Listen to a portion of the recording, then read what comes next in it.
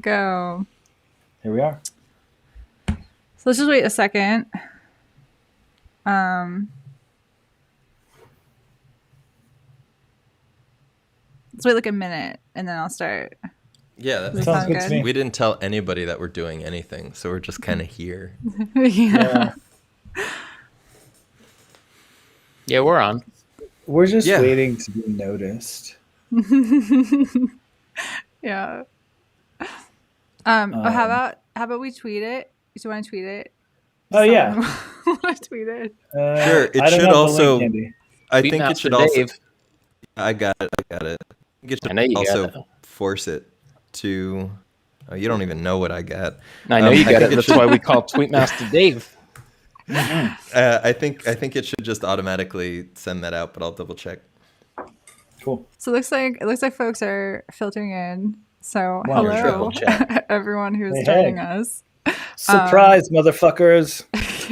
Yeah, it just populates. We don't have to do anything. This is the first time we've gone live spontaneously besides our test live where it was just like Normie on. It's like didn't we go live with our Tucker Carlson thing? No. No, I don't think we so. didn't. I don't remember. So. I accidentally went live when I was trying to see if I could figure out how to use OBS Studio. We should definitely go live on Tucker Carlson again because there's a lot of ripe material there. He's a ripe dude. But thanks so much to everyone who is joining us. Today we're going to be talking about Michael Pollan's recent op-ed in the New York Times, talking about the future of drugs, released in tandem with his second book relating to psychedelics. This is Your Mind on Plants, I think is the title. But today we are going to this is our first attempt to do a podcast live. So it's not going to be like our live streams where we're like just casually like interacting with chat and stuff. So feel free to chat, but we have a kind of focused subject matter that we're going to go over different from our live streams. So that's my caveat in the beginning. Yeah. So in any case, I think we want to sort of contextualize this a little bit. So Michael Pollan. Michael Pollan's a guy who's written a lot. And most recently he's written about psychedelics, but he also has a larger body of work on sort of ethnobotanical musings, gardening, food, that kind of stuff. Very popular writer, bestseller on the New York Times and what have you. However, while like I personally anticipated and his How to Change Your Mind when it first came out way back in, let's see here, when was that? Way back in 2019, sounds like a lifetime ago, in May, Michael Pollan wrote something called Not So Fast on psychedelic mushrooms. And he was reacting to the Denver vote. And that actually was our first sort of podcast that wasn't a live event. So you can check that out if you want. I want to mention, though, that, so Michael Pollan had what was sort of a bad take when it came to the vote in decriminalizing the historic vote. It was a very close margin, about 600 votes in Denver on decriminalizing psychedelic mushrooms. He said, maybe we're not ready for it, Subsequently, he dialed that back. But I think we really were among the very first critics of this not well thought out position. It was picked up by The Guardian in a piece called Michael Pollan Worries We Don't Know Enough to Legalize Psychedelic Drugs, in which it said something to the effect, here, I'll just read from it. It says, his words were given the headline, Not So Fast on Psychedelic Mushrooms. And I actually want to say he didn't write that. A lot of times columnists don't write their own headlines. But in any case, the Guardian article goes on. To some, that felt like a betrayal. waiting for the event to start, Blackwell tells Guardian Australia that he found the article patronizing. The psychedelic movement, like any social movement, has its rebels and reformers, he says. I feel like Michael took the position of the reformers and didn't acknowledge the work and knowledge of the other side. He's not the only one to feel that way.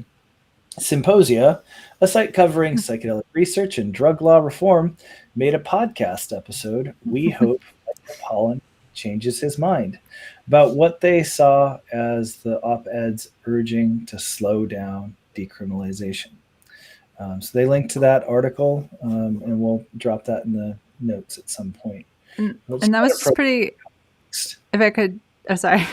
Yeah, if I could just jump in a second, I was going to say that was it was a pretty wild moment for us because it was our pilot episode of the podcast, and we kind of like had been in talks of putting something together, but then it felt like this needed a response.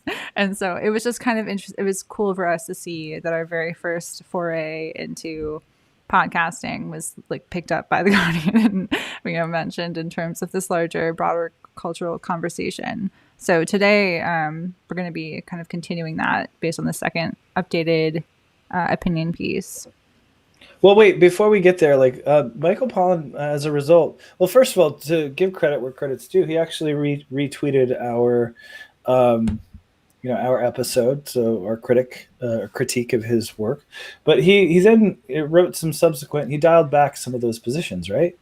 Yeah, and I think it's worth pointing out that I'm willing to give credit where credit is due in that he retweeted or whatever the podcast, but he didn't actually engage with it directly. In fact, like what we saw rather than direct engagement was a bunch of, I think it was like 3 different sort of, I think he published a Medium piece. He made some remarks at Breaking Convention, and I think there was a third one that I can't remember at the moment. But he sort of revised what he'd said. He said he hadn't said some of the things that he had said, or that like there was a different meaning that should be ascribed. And the thing that I've always appreciated about text is when you commit yourself to text, your words are just there. So when you go back and you said, oh, that's not what I said, we can do the comparative reading and see what that is. So I want to acknowledge that he did share from his platform, but also he didn't actually directly engage with a number of the critiques, and instead, did the revisionism thing. And I want to sort of spotlight that revisionism because that comes up in a sort of different context in this new piece. Yeah, fair. But here we are. I mean, I think when we saw this, how should we do drugs now? There was sort of a collective moment of, oh God, what are we going to find? But we actually, I mean, Pace, you put together, you had some, I thought, real good rundowns because it's not just that we disagree. There are substantive. But before you get into that, Pace, I don't know if you just read this a minute ago. If so, sorry, I'm looking at a bunch of different screens here. In that initial 2019 New York Times op-ed, Not So Fast on Psychedelic Mushrooms, he did point out, like in the second paragraph of the piece, that debate is always a good thing, but I worry we're not quite ready for this one. So that's just about 26 months ago he wrote that. So now all of a sudden in this piece it's about, how should we do drugs now? But we're ready for this debate. Suddenly. We will get there. We will get there. Sure. Norm is just eager. I'm not going to jump the gun here. It's important to clarify, unlike me who always jumps the gun, but it's important to clarify like where these positions have gone. And it's important because Michael Pollan is influencing like my mom, like your aunt, like he is a thought leader and a very influential guy.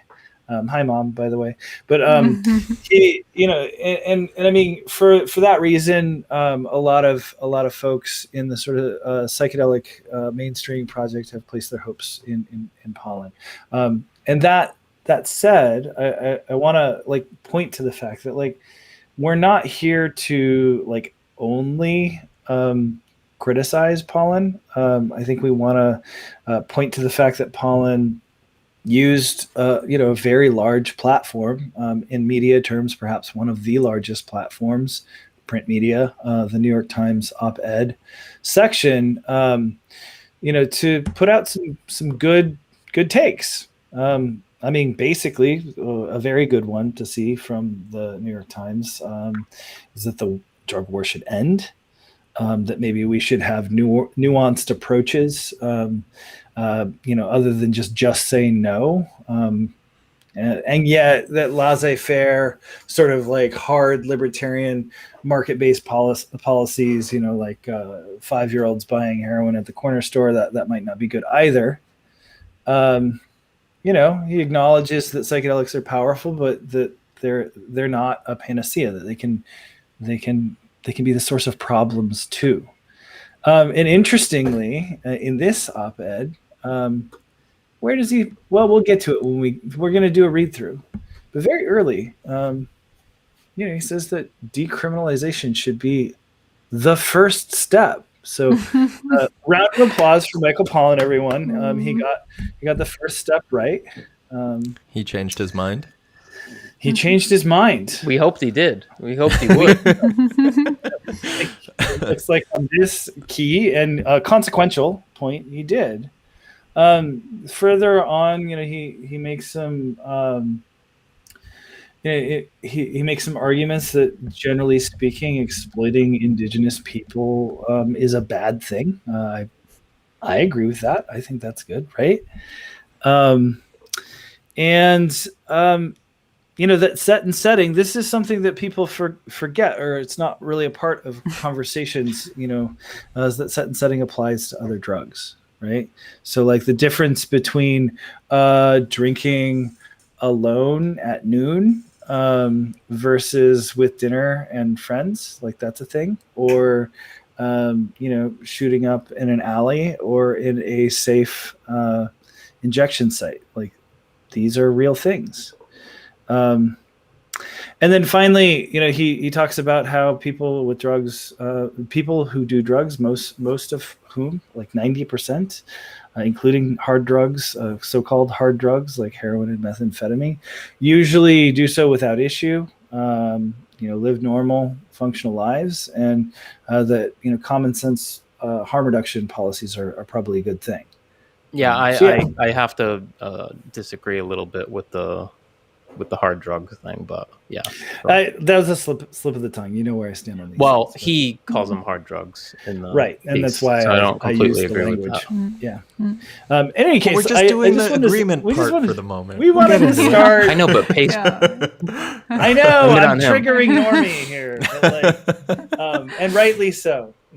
But yeah, we just wanted to sort of make sure that people know that we're not just like throwing rocks at the dude. We're not.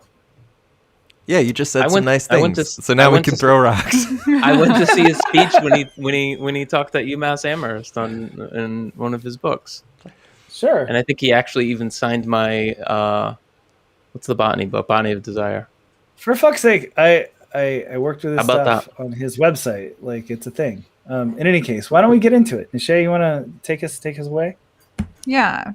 So are you who's sharing it again? I got it. Okay. Should I wait until it's up now? Yeah. So, how should we do drugs now? And it opens, after a half century spent waging war on drugs, Americans seem ready to sue for peace. The 2020 elections brought plenty of proof that voters have leapt ahead of politicians in recognizing both the failures of the drug war and the potential of certain illicit drugs as powerful tools for healing. Ballot initiatives in 5 states, and he links to more info about that, 4 of them traditionally red, legalized some form of cannabis use. By substantial margins, Oregon passed 2 landmark drug reform initiatives. 59% of voters supported Measure 110. How do you say that? 110? 110. Which decriminalized. It's actually 11-0. Or 110. which decriminalized the possession of small quantities of all drugs, even hard ones like heroin and cocaine. A second proposal, Measure I'm tripped up about 109. They're hard drugs because you have to chop them up with a razor blade. That's why they're hard. Yes. specifically legalized psilocybin therapy, directing the state's health department to license growers of so-called magic mushrooms and train facilitators to administer them beginning in 2023. In the past 2 years, a new drug policy reform movement called Decriminalize Nature has persuaded local governments in a half dozen municipalities, including Washington, D.C., to decriminalize plant medicines such as psilocybin, ayahuasca, iboga, and the cactuses that produce mescaline. Last month, the California State Senate passed a bill that would make legal the personal possession, use, and social sharing of psychedelics, including LSD and MDMA, aka ecstasy or Molly. Political opposition to all these measures has been notably thin. Neither party, it seems, has the stomach for persisting in a war that has achieved so little while doing so much damage, especially to communities of color and our civil liberties. So wait, let's stop there. Normie, do you have any thoughts? Yeah, well, my first thought when I was reading this is the first sentence says, after a half century spent waging the war on drugs, Americans seem ready to sue for peace. The drug prohibition is longer than that. Like, one of the first acts was the Harrison Narcotics Act of 1914, going after opium and cocaine. That was also followed, 2 decades later by the Marijuana Tax Act of 1937. It's generally a problem to begin the drug war. I understand why people do it, but it's historically inaccurate to say that it starts with Nixon or with Reagan. Also, I believe when the Harrison Narcotics Act was passed, the vast majority of states had already passed laws banning opium and cocaine, so it wasn't just like this federal thing came out of nowhere. There's just a history of prohibition at the state level and at the federal level, so it isn't a half century. It's more like a century. It does go even beyond that to some degree. So yeah, that was my kind of first sentence take. Right. I mean, and I think it's really interesting that Pollan has chosen to open this piece. I mean, with the policy changes that have happened since the last time he wrote his his op-ed, somewhat in opposition to these ballot initiatives or further ballot initiatives. I think that's the thing, is that the only really way to read his not so fast piece was problematizing the ballot box as a means of bringing access to psychedelic substances to the general public, and in it he really argued for let's let the researchers do their work. Right? And to this, there's also there's sort of this ironic quality if we look at him saying neither party, it seems, has the stomach for persisting in and we contrast that because he was talking about in the past 2 years. So if we go back 2 years to that last op-ed or that other op-ed, it's there's almost this reading, or there could be this reading at the time, thinking about what he was articulating, that Michael Pollan had the stomach for what the politicians did not. He was willing to oppose whether decrim on the grounds of it not being a viable way forward. And I think that it's sort of interesting. He's removed that positionality. Now he's making this case that it's so obvious that Democrats and Republicans are sort of both unopposed to this, and yet mapping him into that, it sort of changes some of the dynamics around that. Regardless of mapping him into that, I mean, look, I know we're trying to collectively get rid of the Trump era like a blacked out weekend bender or something, but Trump was a big fan of Duterte in the Philippines, who advocated murdering. Actually, I believe he claimed he personally murdered drug dealers, and intimated that something similar should happen here. So the idea that both parties have evolved significantly on the drug war is factually incorrect. Well, and especially to like highlight it in a way where he's saying that neither party has the stomach for persisting in this, especially considering the effects on communities of color, and like we haven't actually seen widespread engagement with the carceral realities of the war on some people who use some drugs. Like the reality is that like that component of it, like, and especially looking at cannabis, like we've seen huge failures to address those realities. So I just want to point out too that the DEA budget is still $3 billion, around $3 billion plus dollars in that ballpark. Yeah. So I mean, both parties are. So it's probably good to jump back in because I think that point is going to. Norm, you want to pick us up where we were? Sure. If you're going to nominate me, I will do so. So we were at But While. Yep. Yeah. All right. So the piece continues. But while we can now begin to glimpse an end to the drug war, it is much harder to envision what the drug peace will look like. How will we fold these powerful substances into our society and our lives as to minimize their risks and use them most constructively? The blunt binaries of just say no that have held sway for so long have kept us from having this conversation and from appreciating how different one illicit drug is from another. The conversation begins with a recognition that humans like to change consciousness and that cultures have been using psychoactive plants and fungi to do so for as long as there have been cultures. Something about us is just not satisfied with ordinary consciousness and seeks to transcend it in various ways, some of them disruptive, as psychedelics were in the West in the 1960s, and others generally accepted as productive, like caffeine. Hence the ritual of the coffee break, in which employers give employees both the drug and paid time off in which to enjoy it. But context is everything. In many Native American communities, peyote, a psychedelic, is not at all disruptive. To the contrary, its ceremonial use promotes social cohesion and heals trauma. Timothy Leary's notion of the importance of set and setting, that is, expectation and context, probably applies to all drugs, not just psychedelics. Something worth keeping in mind as we navigate this new world. So I want to just point out real quick that, like, as Pollan says, that context is everything, and we're talking about, like, the context, as we've remarked before. The context is the current, like, when you say the system. The current system is capitalism, and it's a topic that Pollan writes about, like, definitely as somebody from the inside. So, Pollan, in his other work documenting the agricultural systems, has documented how the capitalist mode of production is degrading environmental systems.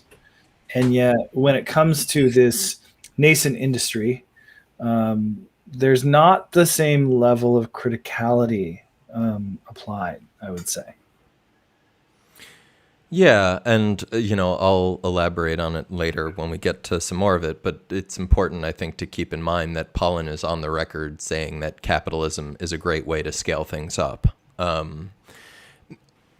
rather than, I guess...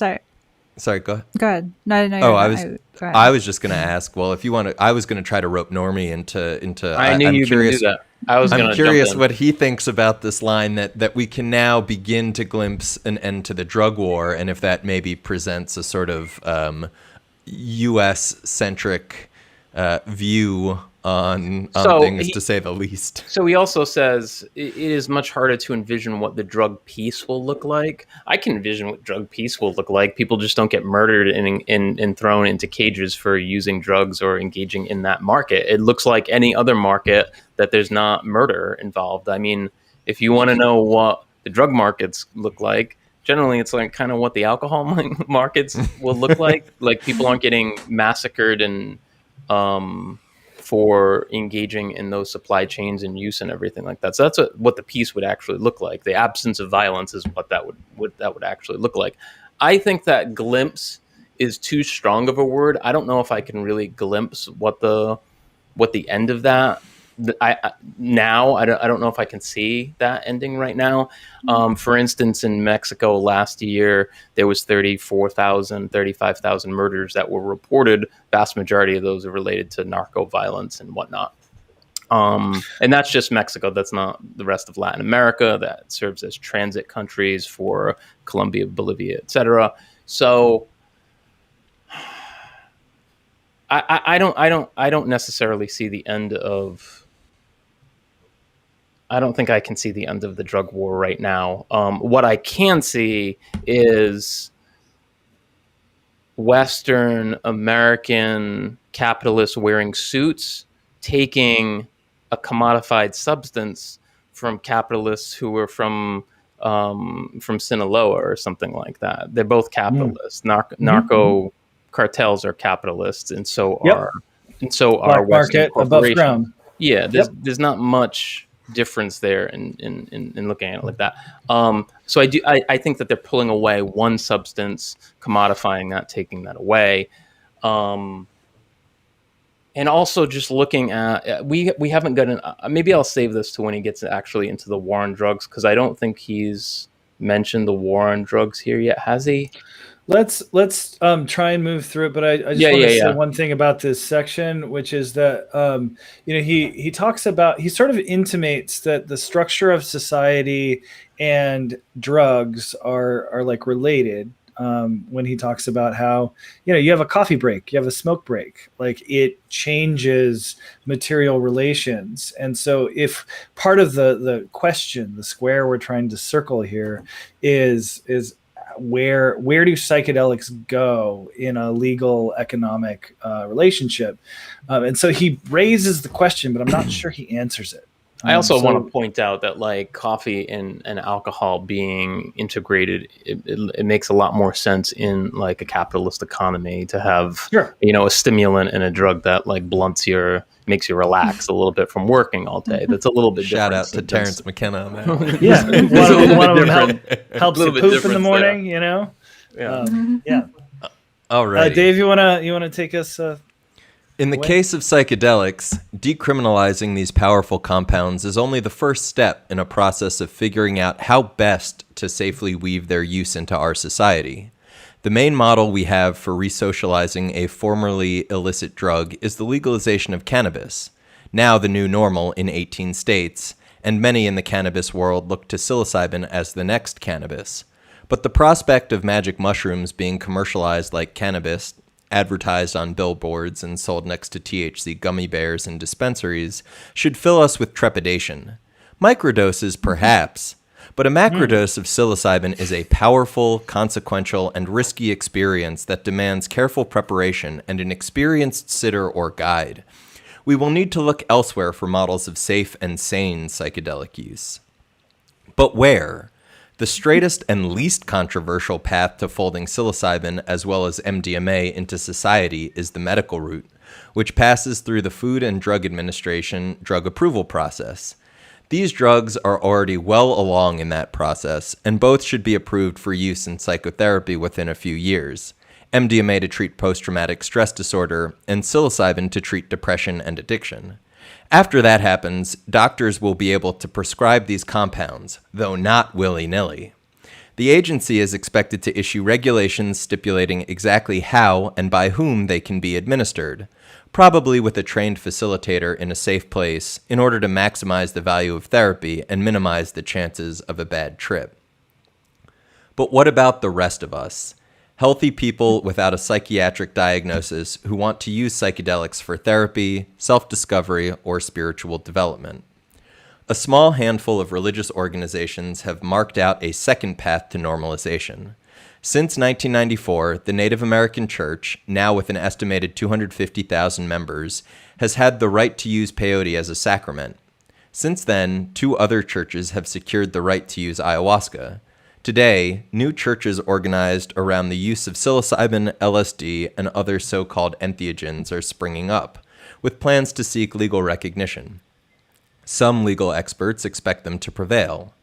This Supreme Court's expansive jurisprudence on religious freedom has created a wide opening through which a parade of new psychedelic churches may be able to march.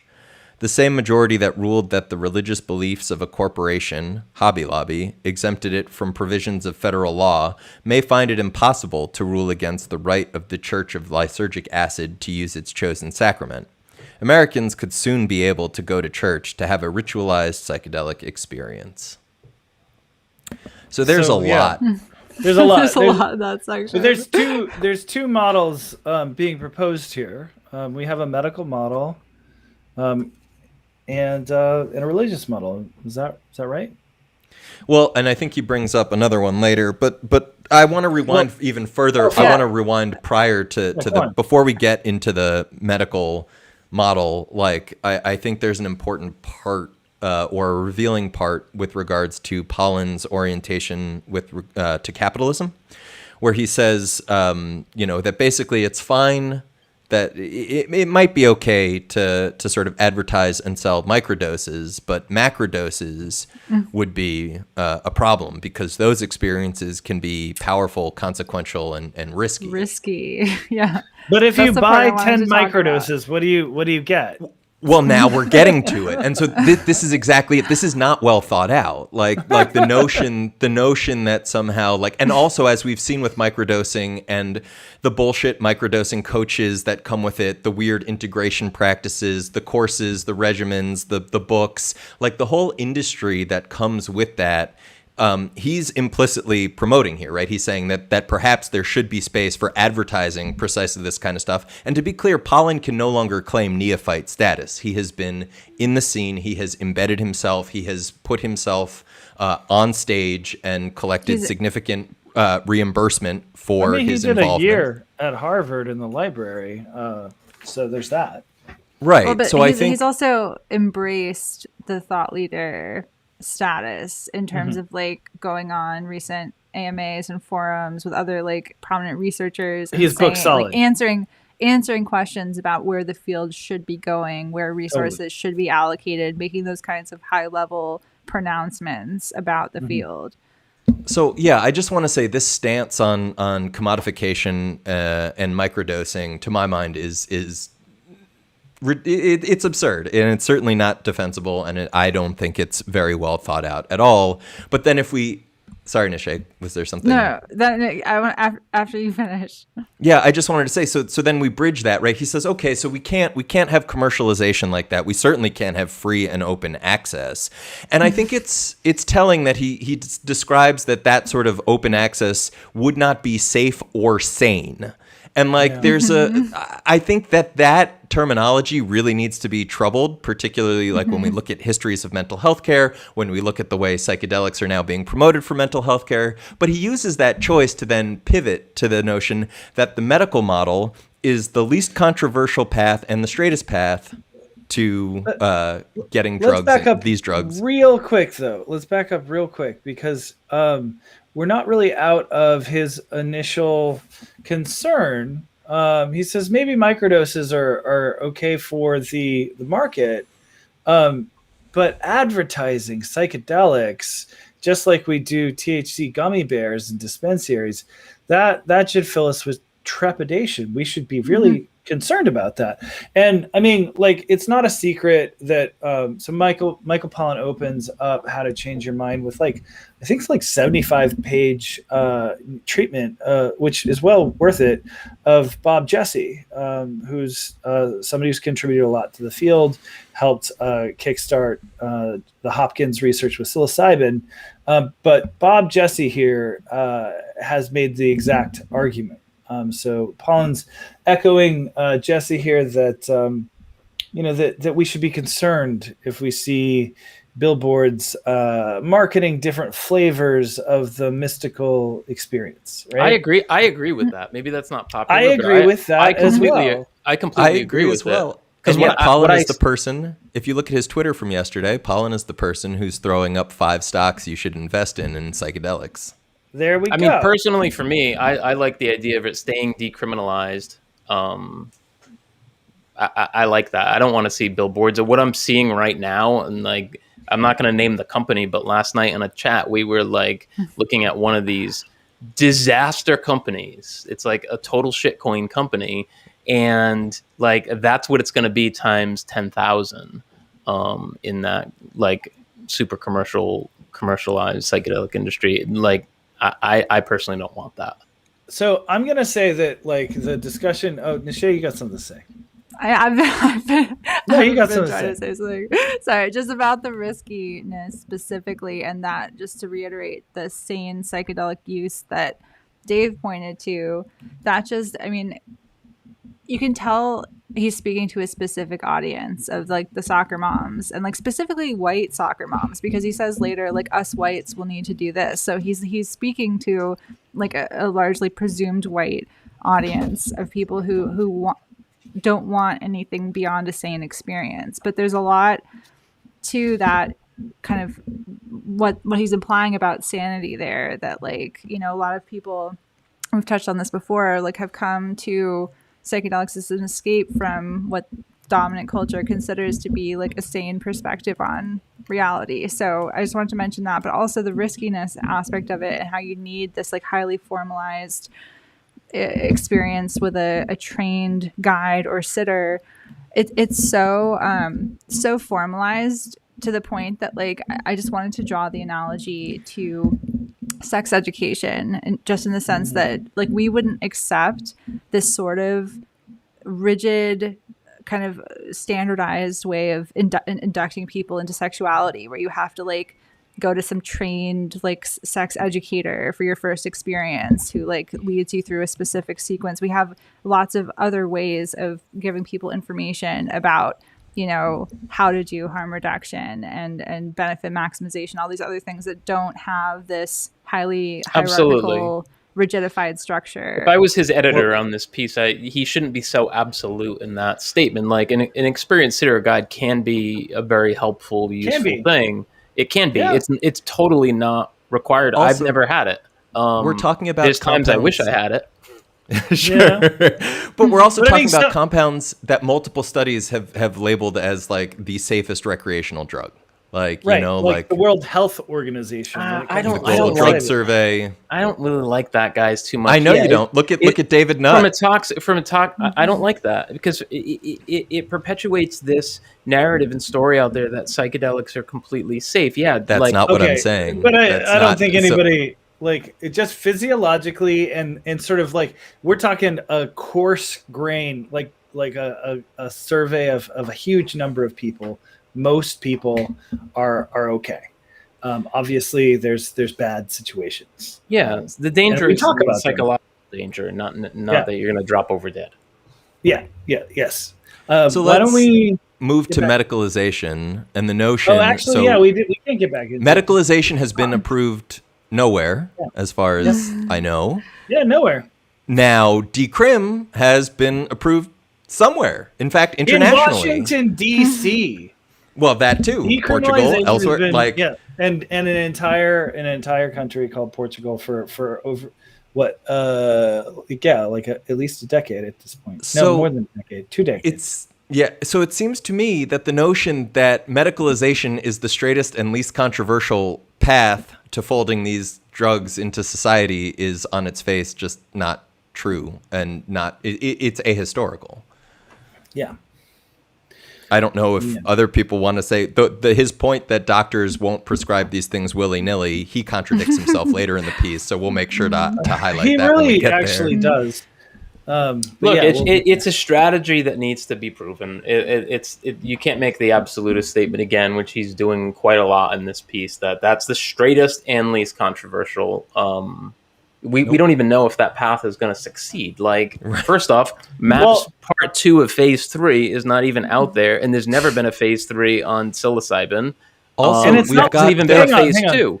There are public stories. Medical procedures in the United States aren't a source of controversy because I believe that literal assassins have killed medical professionals who are providing healthcare to women in this country. It's a huge source. It's the source of controversy in some political races. So medicalizing something doesn't absolve it of being.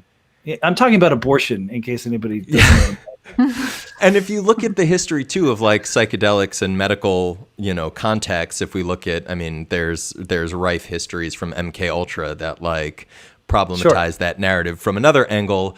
But rather than dwelling on that, because I know we want to get through this whole thing, if we jump real quick, I'm curious. Does anyone want to throw out their thoughts on the notion of psychedelic churches and like what happens when evangelicals get their hands on it? Yeah, and I think that is inevitable. I think that he's sort of like whatever the word is. He's kind of showing where he stands. I think kind of on there. I don't know. I kind of agree with that. What do you mean? Agree with which? That the Supreme Court won't challenge. He's kind of warning here. I think he's kind of warning of the evangelical or megachurch. I don't think he's warning there. You don't think so? You don't think he is? Talking maybe about the Hobby Lobby and acid. Yeah. Okay. All right. I took it as a pendulum swing. I took it as him saying like the Hobby Lobby thing will come back in this other way, but I'm open. I'm taking it as it's sort of like he's showing his hand a little bit. If you're looking, guys, it's a concern that big mega evangelical churches are going to get their hands on psychedelics. Okay, that's kind of that's my read. I generally like to let people make their own arguments, and I'm not sure he's made that one. I don't see that. I think he's keeping it close to his chest there. I have concerns about already charismatic and consciousness altering evangelical organizations that do things like speaking in tongues and a number of things that ecstatic dance and such. That as soon as the sort of social dominance orientation, hierarchical need is like satisfied, that these are legal, these are sanctified, they're medical or something, or decriminalized at the very least, there will be look at all of the syncretic psychedelic religions in the world. All of them have a Christian element or a Catholic element. They're not oil and water people. And in the United States, things are going to get real weird. And I would even argue that Q is already, the Q phenomenon is already a psychedelic evangelical. I want to ground you guys Pace, for a second when you say things are going to get weird. Yeah. Things are weird. A psychedelic corporate billionaire just went on Dave Rubin's podcast last week. I know. Yes. Saying the psychedelics are the future of conservatism. Yeah, and that talking head just interviewed They're already weird. Former President Trump a month before that. And dear leaders have already shown their hands. This is and I don't know if y'all don't know what the heck we're talking about. There's some heck in our last live stream. Check out that heck.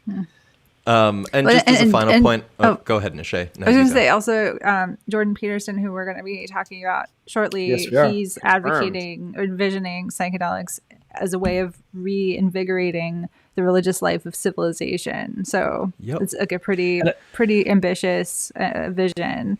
Yes, it is. I have a penultimate point or an ultimate point. You want to be you want to be last or first? I'm happy to. I just want to transition us to the next one, and I had a final point. Just real quick, so you go. I want to just say real quick, and we could talk forever on this, but real quick, it is a little weird that that the models that have been proposed so far is medicalization and religious affiliation, of psychedelics. The history of psychedelics and religion isn't a happy one in the longer arc of European history. In any case, and just two final points on medicalization being sort of the fastest, most straightforward way through. There's two articles that people should check out. One is in Salon titled "Why Mental Health Researchers Are Studying Psychedelics All Wrong" by Jonathan Dickinson and Dimitri Mugianis. Oh yeah, and then There's another one in Courts called Psychedelic Therapy Has a Sexual Abuse Problem by Olivia Goldhill. In both of those articles, I want to remind folks there's a really small participant population when we're talking clinical trials, and both of those articles outline some pretty significant problems that have gone down in clinical trials. So the notion that this is straightforward or that there's not like lingering, potentially quite significant problems in those arenas are worth keeping track of. But let's keep moving through this. I'll take the next section. All right. So he says, "Oh wait, no, is it you? I can't remember." It's you, Mr. Pace. Yeah, it's you. That's me. So as for Americans who want to use psychedelics in a more secular setting, it's easy to imagine spa-like retreat centers popping up across the country. Indeed, a prototype already exists. Field Trip Health has opened half a dozen lavishly appointed clinics, with more on the way, offering ketamine-assisted therapy for depression, which is already legal, in anticipation of Food and Drug Administration approval of MDMA and psilocybin. A psychiatrist on staff screens, air quotes, patients, i.e. customers, and then a doctor or nurse practitioner administers the drug. Trained facilitators prepare the clients for what to expect and then sit with them during the experience, afterward helping to, air quotes, integrate, make sense of, and apply whatever they've learned. Different as they sound, the medical, religious, and, for lack of a better term, retreat center uses of psychedelics are all highly formalized, which is important. It's very important. When psychedelics first burst upon the West in the middle of the last century, they arrived without an instruction manual, and so were sometimes used recklessly, without regard for set and setting. People thought nothing of dropping acid at festivals and protests, or spiking punch bowls with LSD, a practice that seems crazy, if not cruel. It's no wonder that the bad trip became such a powerful meme and the culture turned. Y'all. So I'm going to keep reading, but I can't. My earphones just went. So I'm going to read this last paragraph. I'm going to switch something out. Okay. Different as they may sound, devastating the medical, religious, and, for a lack of better term, retreat center uses. Oh, shit. Sorry, this is live, folks. Okay. Somebody pick up after me while I get some new earphones. Thank you. It's no wonder the bad trip became such a powerful meme and the culture turned against psychedelics, because that's how that happened. In fact, a user's manual for the safe and constructive use of psychedelics did exist even then. Most of us just weren't aware of it. I'm thinking of the use of psychedelics by indigenous peoples, which suggests a model. Sorry, this is a whole other can of. I'm already have so much to say about the preview. Can we just? Should we just deal with the two that we've got, and then we'll do this? Yeah. Okay. Cool. Because this is a whole other can of worms that he's about to get into, and he already said so much just now. Yeah, totally. So, thanks for bearing with me. I'm back, folks. Oh, you're all good. This is the side effects of being forced to. This is the most pearl clutchy description of. I wrote pearl clutches in the fucking margins of my notes. Yeah, no, it's such a perfect representation of this, because the need for rigid formality and the hyperfixation on that, which again for some people sure, but to try to act like that's the only respectable way of going about psychedelic experiences is absurd. It's the only way. And then the part about, it's just talking about a class analysis. It's clear who Michael Pollan is hobnobbing with. He's speaking to the researchers. He's speaking to the corporate capitalists. He's not speaking to the poors or people who are in other less fancy demographics of society. And so to then throw festivals and protests in one sentence under the bus, big yikes. And linking it. Go on. You were gonna say. No, you go. Linking it to spiking the punch bowls was dirty. Okay, it's dirty. It's one thing, like, dosing people without their consent is like a separate issue from countercultural exploration with altered states of consciousness. Like, they are not the same thing. It's not responsible to equate those two things together. Nick Sand, one of the largest underground LSD producers, literally made statements discussing that one of the few cardinal sins was dosing somebody without their consent or awareness. So the notion, like, to play this dynamic like that and to sort of present a case against festivals, protests, or spiking the punch bowl as those are three categories, like, I'm sorry. It's like list. Dear Michael Pollan, do you know who dosed people without their consent? The CIA. Medical professionals. The government. Let's talk about you and Cameron. Prison. The CIA. Universities. Doctors. Respectable institutions. Like, no mention. For decades. Decades. And just the righteous, like, anger and dissatisfaction people have about the status quo of society is, like, a totally legitimate thing to, like, associate, psychedelic, just, like, reactions to the war effort and all of the the countercultural, very valid concerns about the structure of society.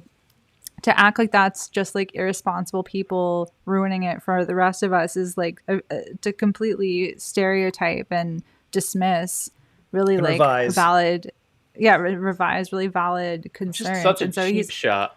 Mm-hmm.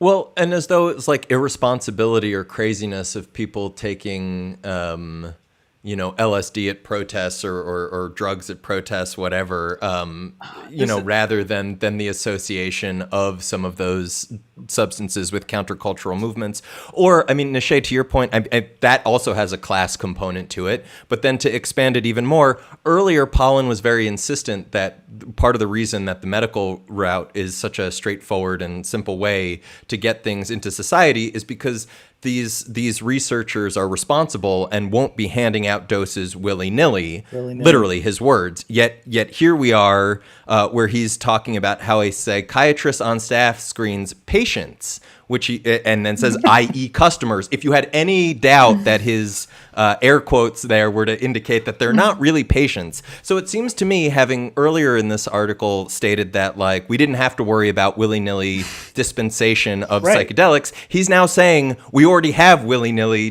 dispensation of psychedelics. I don't understand.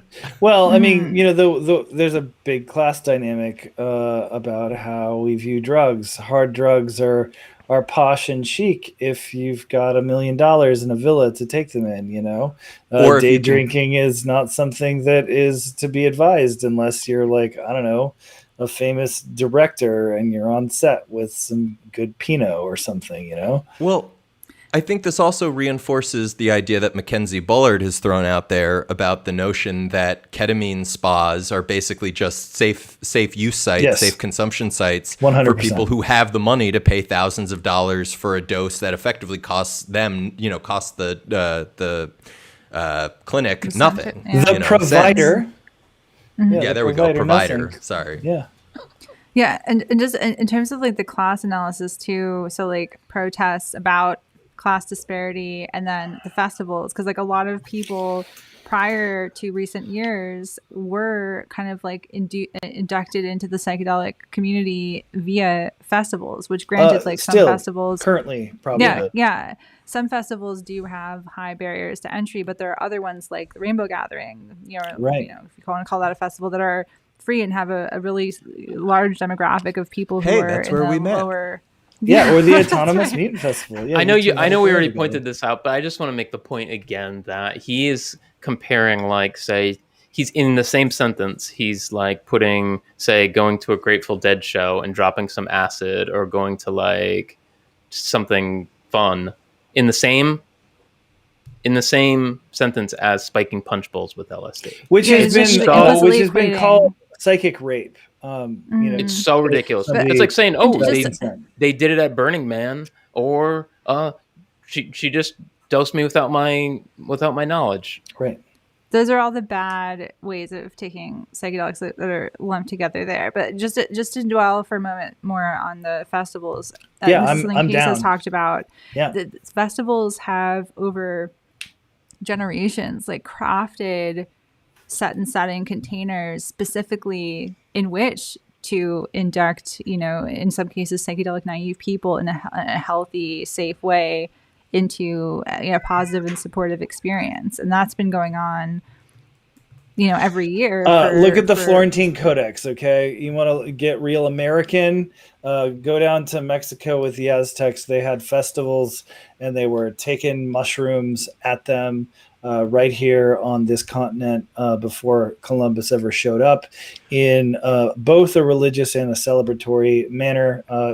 There's a long history of people getting together with intention, some of it hedonistic, some of it celebratory, some of it religious observance, to partake in consciousness alteration. And that is the default model, if you ask me. Dave. Michael Pollan has some very interesting thoughts about precisely that. Shall we? Yeah, let's go for it. What paragraph are we on? Nishay, you want to take us? In fact, a user's manual for the safe and constructive use of psychedelics did exist even then. Most of us just weren't aware of it. I'm thinking of the use of psychedelics by indigenous peoples, which suggests a model we would do well to keep in mind as we figure out how best to handle these substances. There are numerous examples of indigenous peoples that have successfully incorporated psychedelic compounds into their cultures as a sacrament, medicine, or medium of communication. Surveying these cultures, you find a few common denominators. People seldom, if ever, use a psychedelic alone, and never casually. They are taken for a specific reason with an intention. There is almost always an elder presiding, someone who knows the psychic terrain and can create a suitable container for the experience. And invariably, the experience takes place within a structure of ritual. Dr. Andrew Weil was one of the first to recognize the value of ritual in drug use. In his 1972 book, The Natural Mind, he writes, quote, "Ritual seems to protect individuals and groups from the negative effects of drugs, possibly by establishing a framework of order around their use. At least, people who use drugs ritually tend not to get into trouble with them, whereas people who abandon ritual and use drugs wantonly seem to have problems." Simply borrowing a ritual ceremony from any indigenous group probably wouldn't fly in 2021 America, and even if it did, would be an act of cultural appropriation. In my interviews with Native Americans, I encountered a deep reluctance to share with a white journalist exactly what happens during a peyote ceremony. The Great Spirit gave us this plant a long time ago. Stephen Benally, do you know how to pronounce that? That sounds good, Stephen Benally. No, oh, I'm sorry, Dene. Dene, leader of the... I was like, what are you talking about? Dene, leader, of the Native American Church, explained when I asked him simply to describe a peyote ceremony. "I'm guessing you're white, yes? All this information you want, what's in it for me?" So much has been taken from Native Americans that they are determined to safeguard their peyote and rituals that accompany it. We non-natives, this is what I was talking about with the us whites that clarify who his imagined audience is. We non-natives will need to design our own culturally appropriate containers for the secular, non-medical psychedelic experience. But that process should be informed by the principles guiding these indigenous practices, since they are the product of deep experience with these molecules going back thousands of years. Are there any strapping young lads listening to this? Because there's a lot to unpack here. Oh boy. Oh, that wait, I did not see that coming. You need some manual labor assistance some with all that unpacking here, because this is packed real tight. Call up college hunks hauling junk. Take a moment. There's a lot going on here. Okay, so yeah. First of all, I want to, this is pedantic, but I'm going to get it out of the way. It says, a manual for the safe and constructive use of psychedelics did exist, as if it doesn't exist, as if indigenous peoples went away. Indigenous peoples who use psychedelics are no longer a present force doing things. Like, yeah, it exists. It's here. But no, go on. It's also worth noting that there were a variety of texts that existed back then as well, that people, I mean, you can, and this isn't to say that there weren't issues, whether we're talking about like Leary's reinterpretation of the Tibetan Book of the Dead, or the psychedelic experience, or Lisa Bieberman session games people play. Like, there were, and especially if we think about the realities of zine culture in the way that pamphlets were distributed in radical spaces, in alternative spaces, like there were widely distributed and disseminated texts that dealt with exactly this. And so it seems, again, like Pollan is evidencing his sort of thought leader outsider perspective, where it's like he has inserted himself into this culture and yet knows very little about some very core aspects of the culture. And then he does this weird thing, right, where he sort of signals that, like, missing sort of everything that existed in the counterculture, then jumping to indigenous perspectives, and then despite having jumped to indigenous perspectives, credits Andrew Weil as one of the first to recognize the value of ritual in drug use. So you're saying we should be paying attention to indigenous use because, in his own words, they have deep experience with these molecules going back thousands of years, yet somehow Andrew Weil was one of the first to recognize the value of ritual in drug use in 1972. Like, as if they were doing it, but they didn't really understand it or hadn't thought, like, or it doesn't count as knowledge. I mean, there's archaeological evidence, like in Peru, of giant temples that are carved for ocular, for echoes and such, for all kinds of sound effects that literally have things like San Pedro carved on the monument. Like, nobody thought about ritual. Like, or the same weird thing. The post you shared about the cave paintings and like the way that they were, like the animation, sort of like the questions about like early cinema and things like that.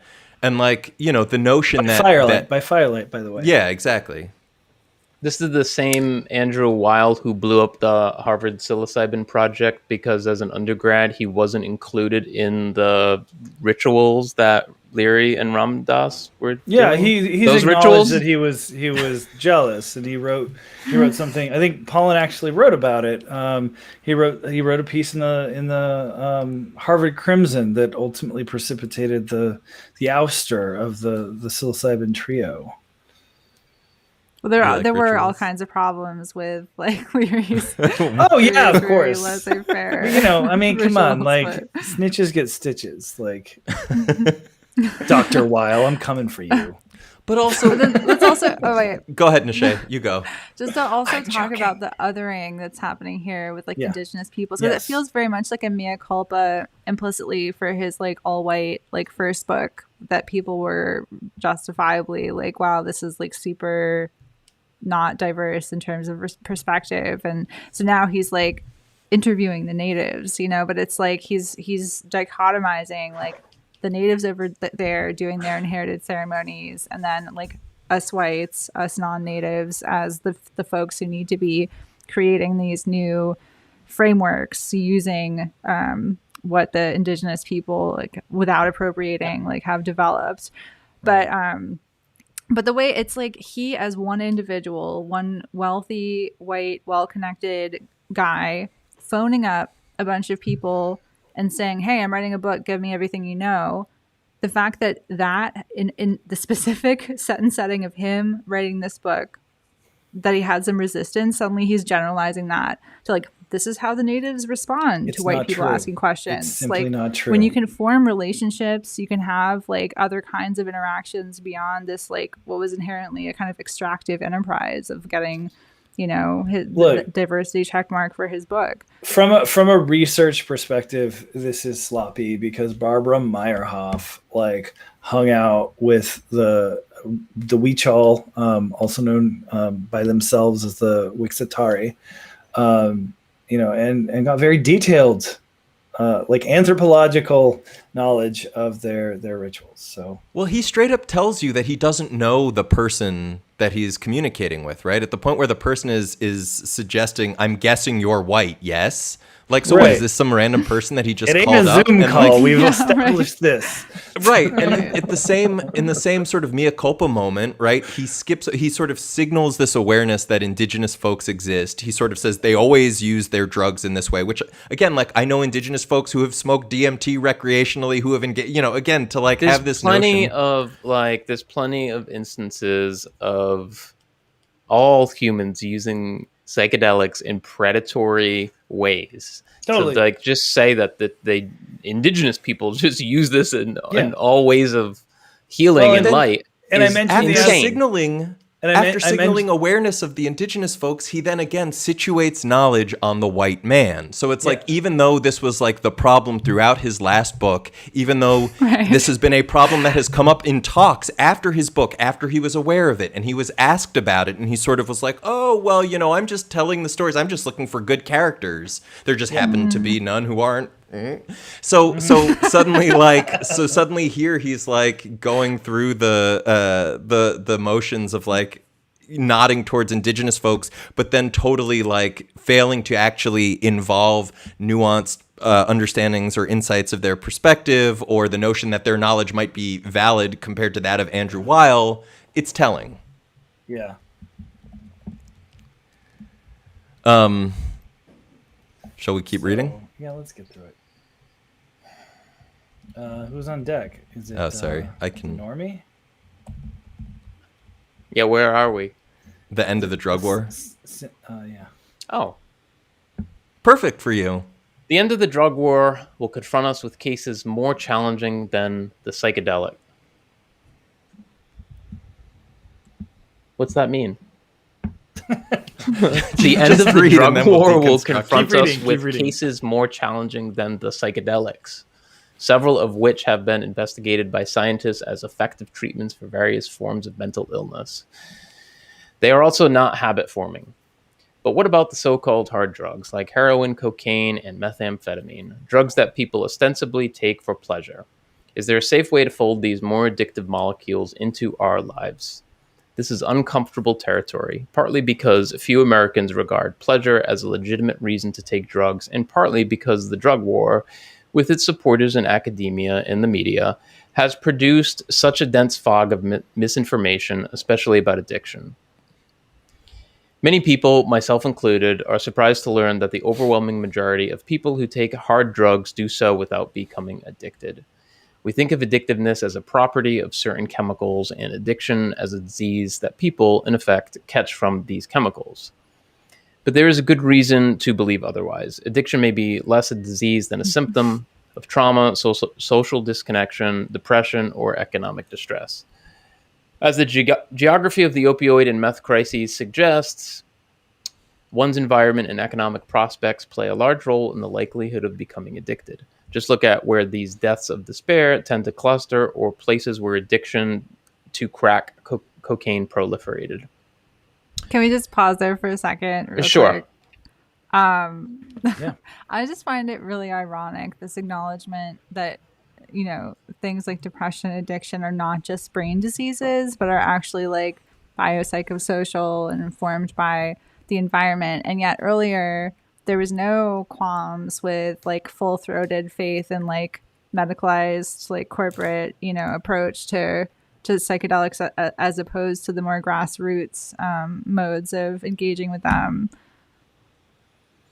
Yeah, also remember, capitalism is a great way to scale things up. I mean, I just have to remind folks that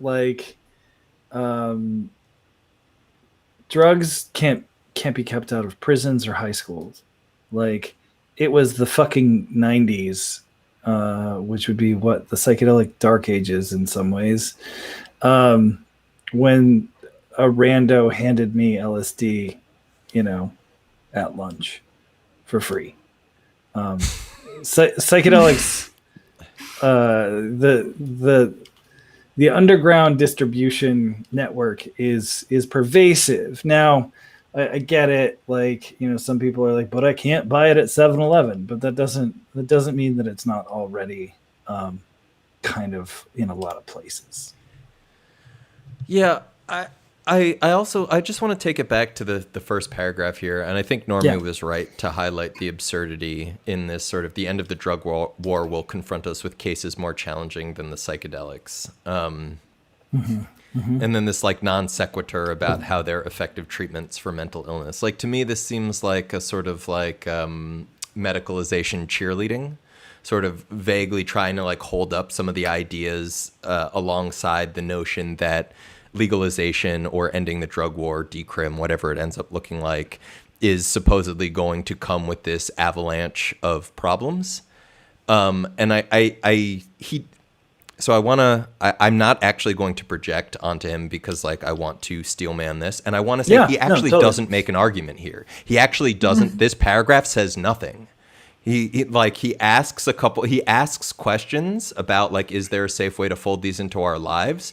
But like, he's not actually making an assertion in this paragraph about what those challenging cases will be. And if we look at the harms that have come from prohibition, go ahead, Normie. I will say that I do agree. I actually do agree with this first sentence that like ending the drug war is absolutely much more difficult than like psychedelics. Than eating psychedelics, sure, but there's no.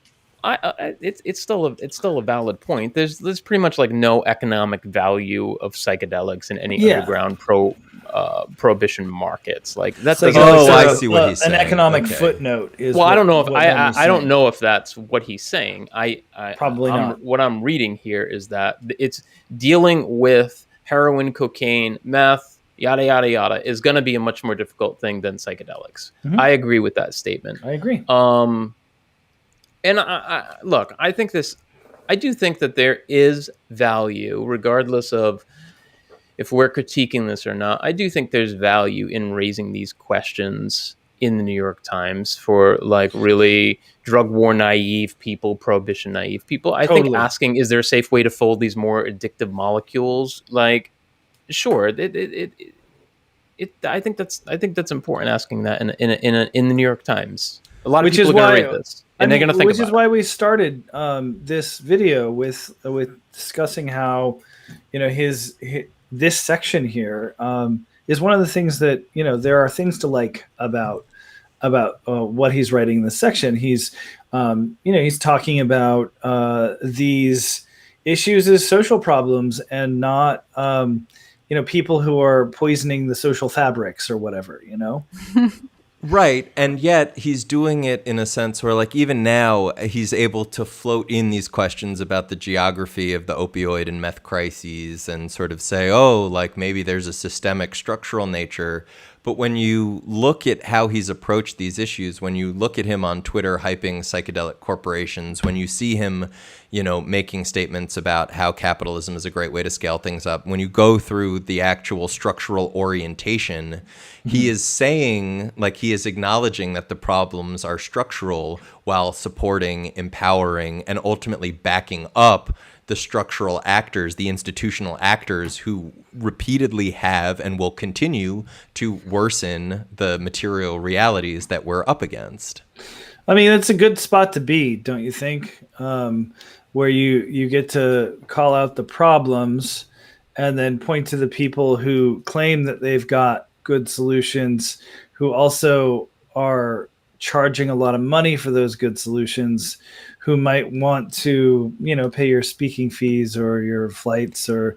Well, this is literally the role of the thought leader, right? Yeah, this that's is exactly where we're going with this. It's a certain degree of playing ball here, even though I think Pollan is actually smarter than this. This point that he's making about the overwhelming majority of people who take hard drugs don't like that, but do so without becoming addicted. That is true. I forget what someone can point it out in the chat, but I think it's something like in the 5 to 10% range of heroin users become addicted, something like that. It's a very low number. I think that's an important point. That's a hugely important point. How can the public be informed on any sort of policy that is going to be passed? If I think most people, if you were to ask people in the street, what percentage do you think become that is not a fact to heroin? In Dare. They would say probably 95%. I think that's what the average person would actually say. So I think that point is very important.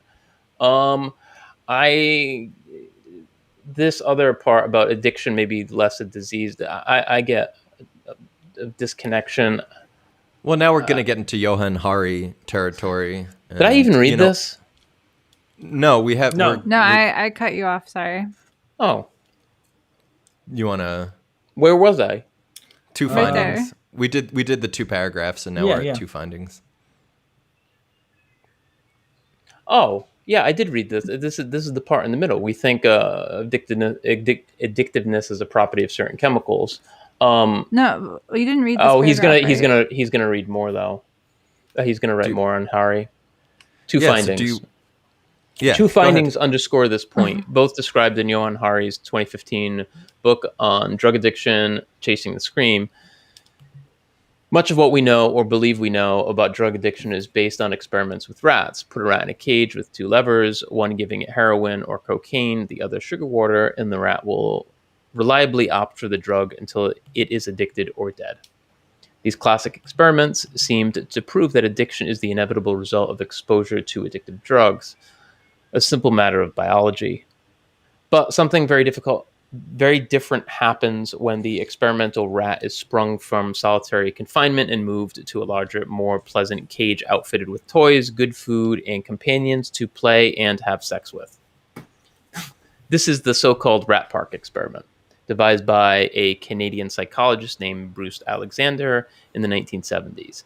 He and his colleagues found that in this enriched environment, rats will sample the morphine on offer, but will consume a small fraction of the amount consumed by rats living in isolation. In some cases, 5 milligrams a day instead of 25. Dr. Alexander came to see that drug abuse isn't a disease. It's an adaptation to one's environment and circumstance, to the condition of one's cage. Let's talk about that for a minute. I'm very... Oh, wait, what? Sorry. You can. I just wondered if it made sense to bundle, but if you want to...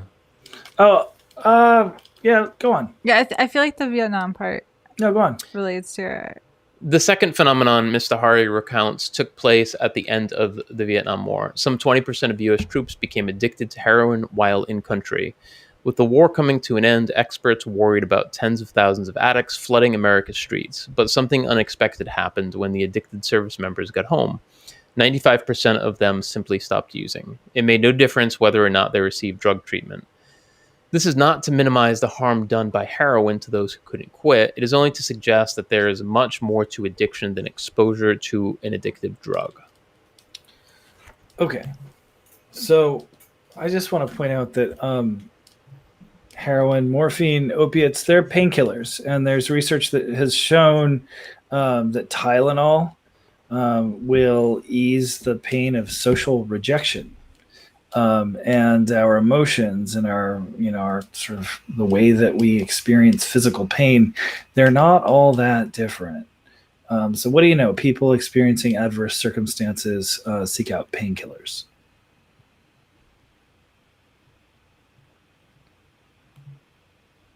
Yeah. Hello? I mean, is this thing on? But this is the thing, and like to Normie's point earlier, like I appreciate that Pollan cited Hari when he's basically just regurgitating the book. I think it's good that this is in the New York Times and that it's in front of people. I think for me, I'm stuck on the sort of thought leadery reality that the person who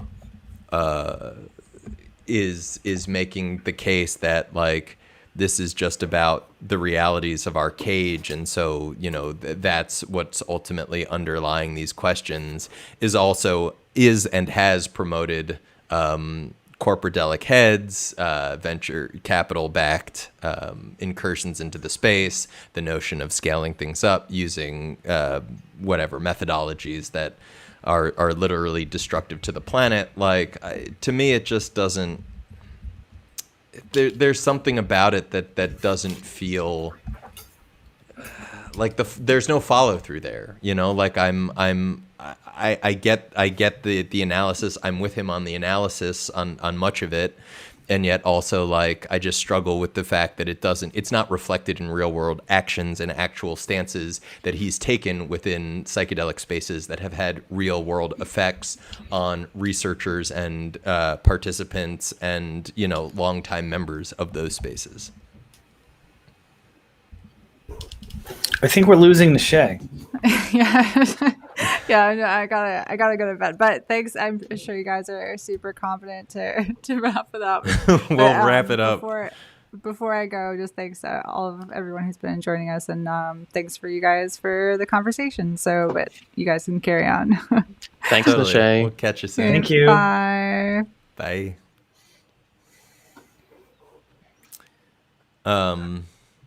I don't know if anyone else wants to I say just anything. think you need to be real careful with going too far on each end here, that addiction is a disconnection. Addiction is purely a pharmacological thing. I think it's somewhere in the middle there. Like, please, I don't want to hear that, like you wouldn't even say that a nicotine addiction is like social disconnection. What?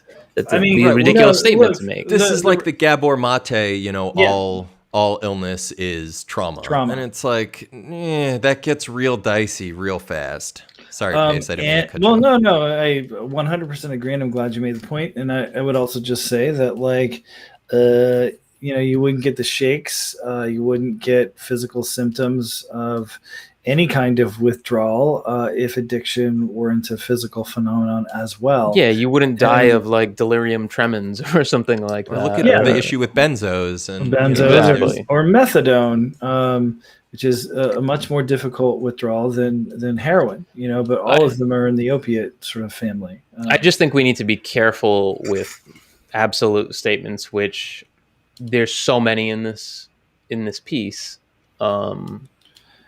And yet, he needed an editor to be like, hey, you probably shouldn't state that so, you know, absolutely here. Like, you know, buffer that a little bit.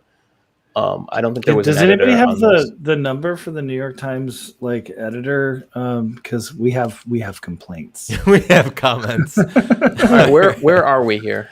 We're getting towards the end, folks. The problem of drug addiction will be with us as long as unhappiness is. Waging war on drugs did little to stem it, and it will not vanish with the peace. So what to do about it?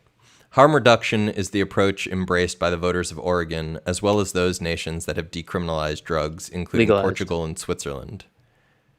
That might mean drug treatment instead of incarceration to help addicts break their habit, or in some places, actually giving them heroin and clean needles to maintain it. This reduces the harm that comes from using street drugs, which are of unknown purity and nowadays often laced with fentanyl, which has contributed heavily to a rise in opiate overdoses, and from the crimes committed to obtain them. Switzerland has perhaps the most ambitious approach to treating heroin addiction. The government gives you a prescription for heroin, but then makes sure you have a job, decent housing, and therapeutic support, on the theory you will no longer need the drug after your circumstances improve. The abuse of opiates unquestionably does a tremendous amount of damage to individuals as well as to society. But contrary to the stereotype of spiraling chemical enslavement, some people manage to use opiates habitually while leading productive lives.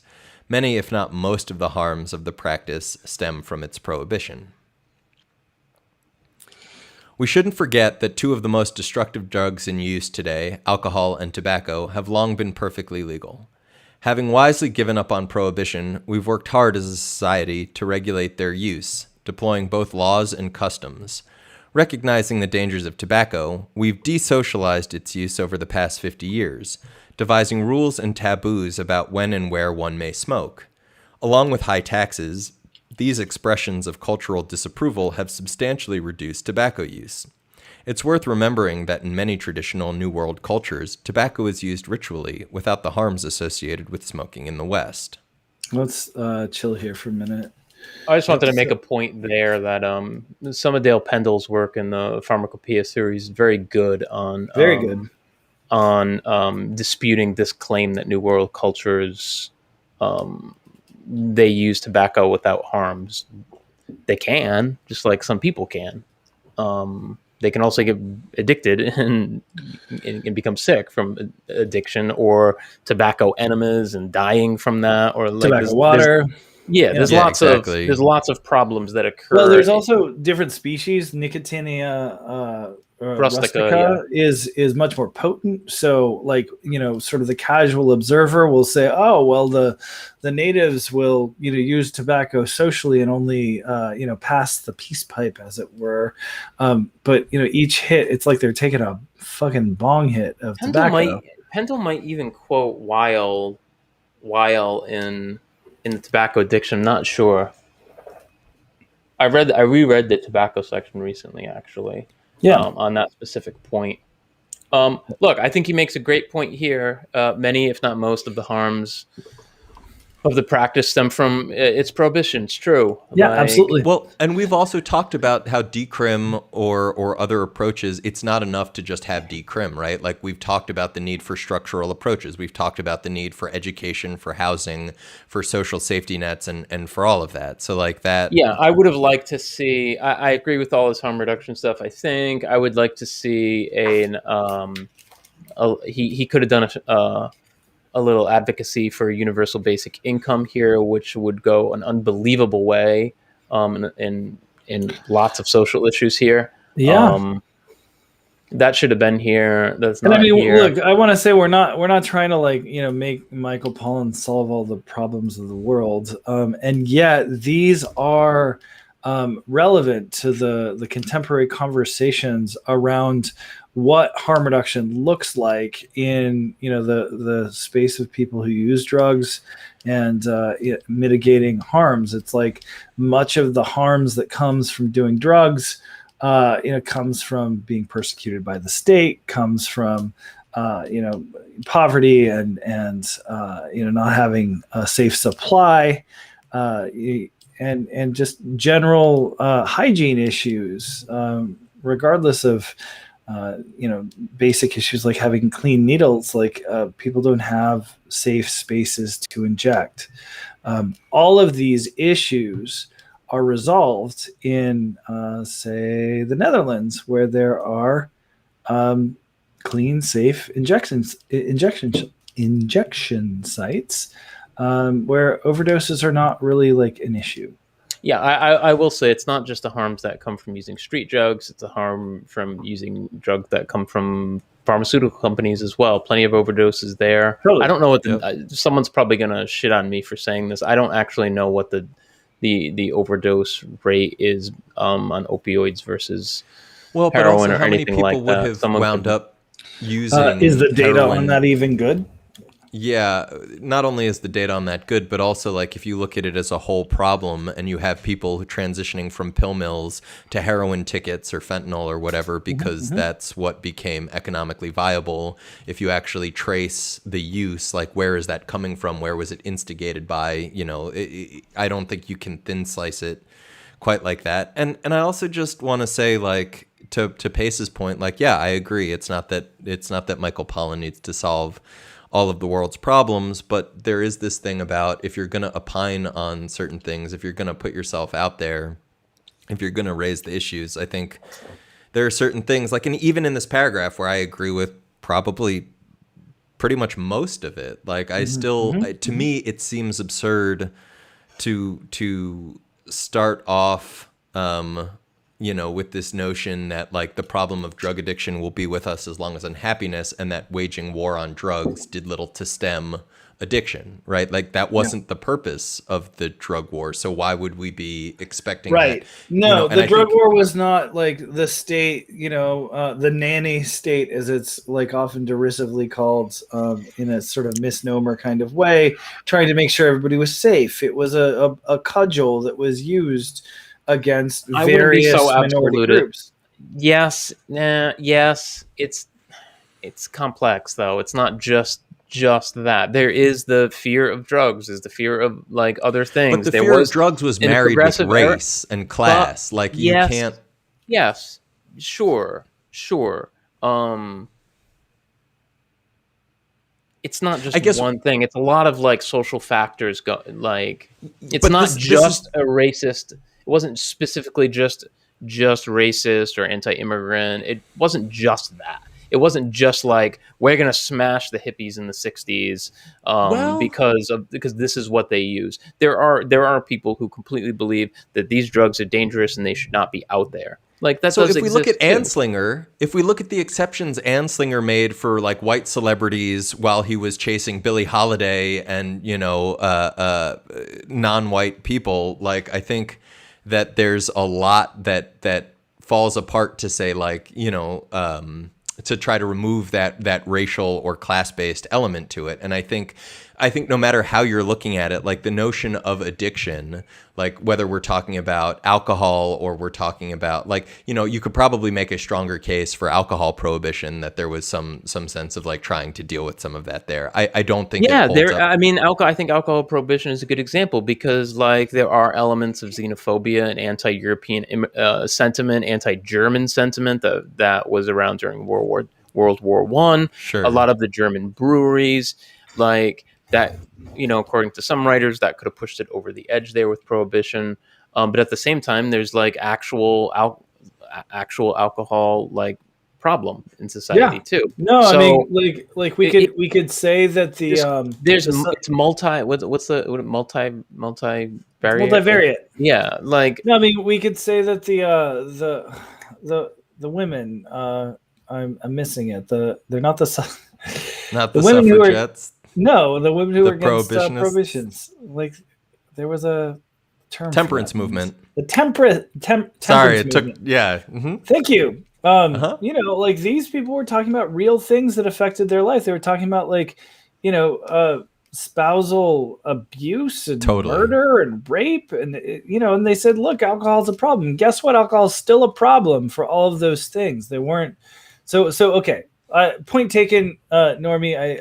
I hear you. And there's also like at that time, there's also like anti-pornography laws. I want to get through all that like too. 4 paragraphs. I'm just saying, it's that context. There is that there's a pushback against like the purity crusades and the anti-vice substance use too that is intertwined with racism and xenophobia. And to me, I just think it seems a little bizarre to say the war on drugs failed to end addiction when that was like never that wasn't right. That wasn't anyway. Correct. Pace. So I'm just going to take us home, and we can actually revisit some of these topics if we want. And actually, I don't know how y'all are feeling, but if any of y'all who are tuned in live want to engage when we're done, we might be able to talk in the comments a little bit. So, okay, so we shouldn't forget. No? The uneasy piece. Oh. Yeah, it's the uneasy piece. The uneasy piece our culture has made with alcohol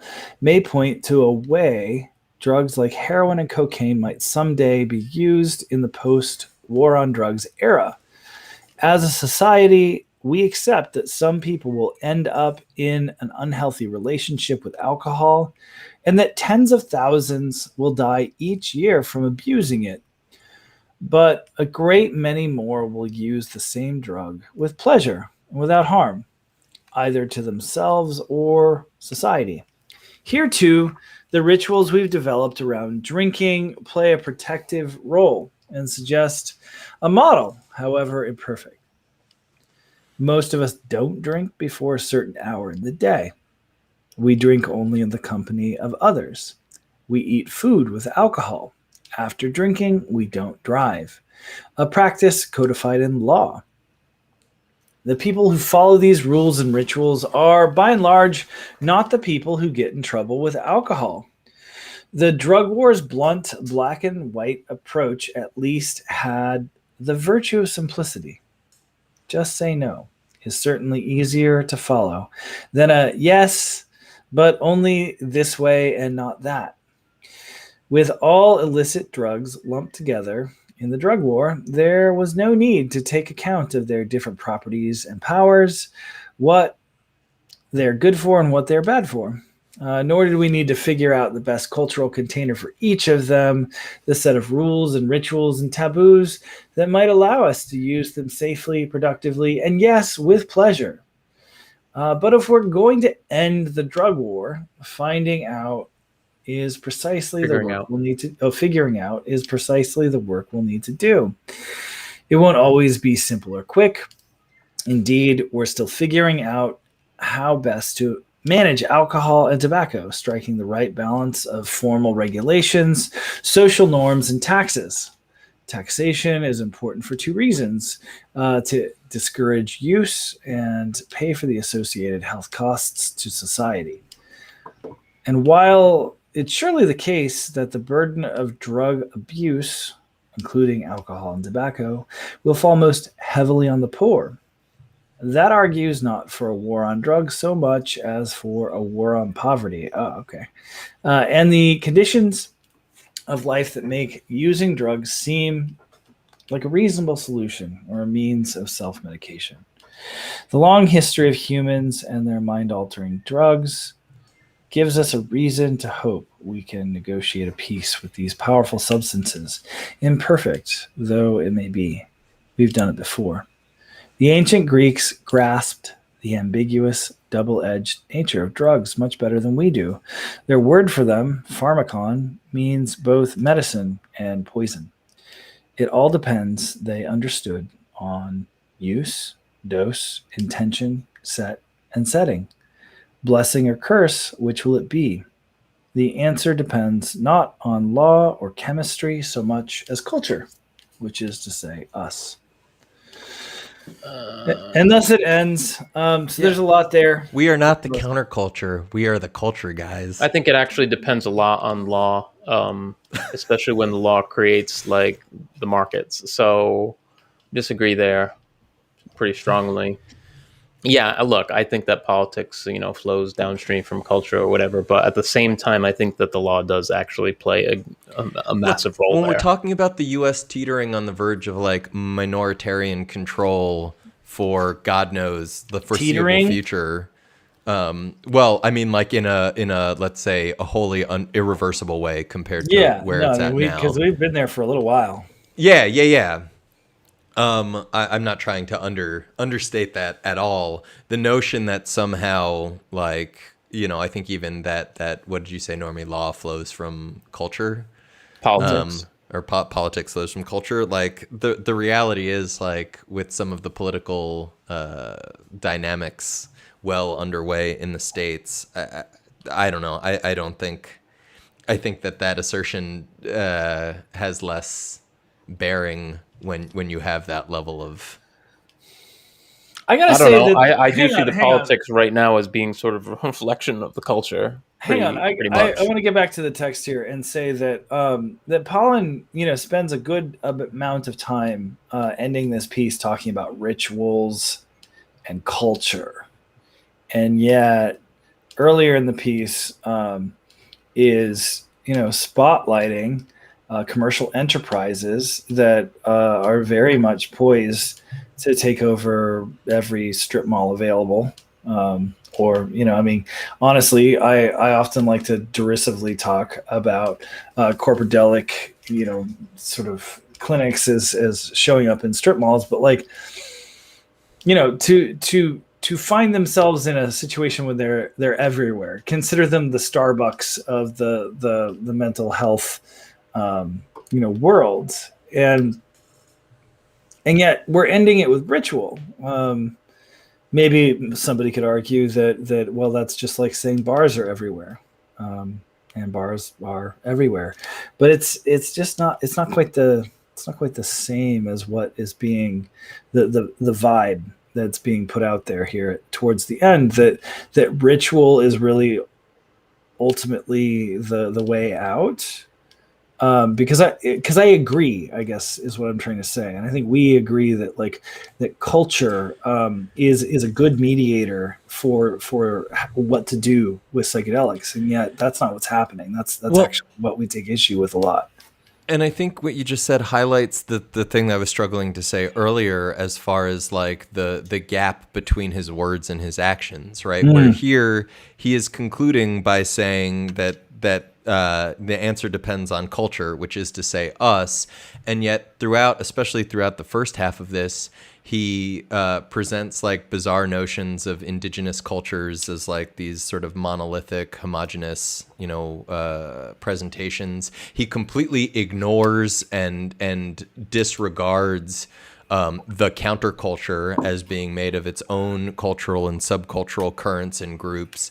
So it's like there's a very, and I don't think it's, I think it's accurate to say like there is a colonial mentality here of saying, oh, this is a space that there's really nothing here. There's nobody doing anything. We need to come up with entirely new ways of doing things. And in so doing, he disregards all of these complex histories cross-culturally, indigenous, industrial, otherwise. Things that are still here. Again, bringing it back to things like indigenous use and festivals, which are super relevant. They're everywhere. But again, it feels worth highlighting that Michael Pollan is in this space because he was brought in by insiders, like institutional insiders, who were looking to get more attention on and mainstreaming of psychedelics. And he certainly brought that. And this is what comes, this sort of cultural dilution, this sort of like loss of, like at the point where you have an outsider essentially making the cases about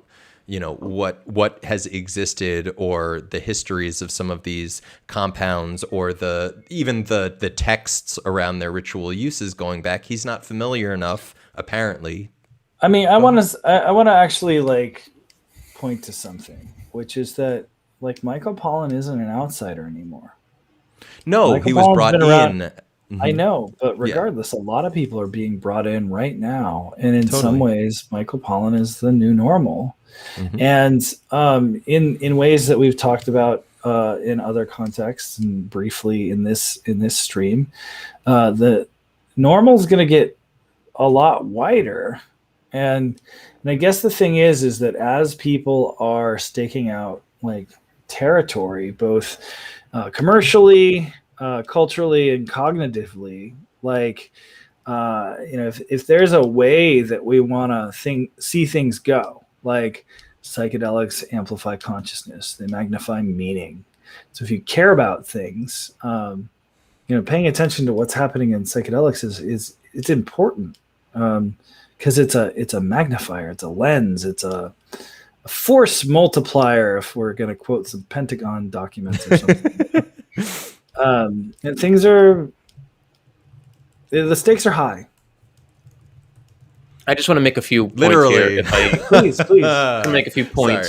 He says that I think he really understates this.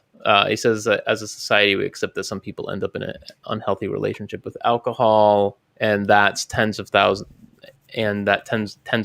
will die each year from abusing it. I think it's around about 100,000 a year in the United States. Globally, it's about 3 million people die a year from alcohol. So I don't know what the tens of thousands. It's kind of understating it a little bit for me.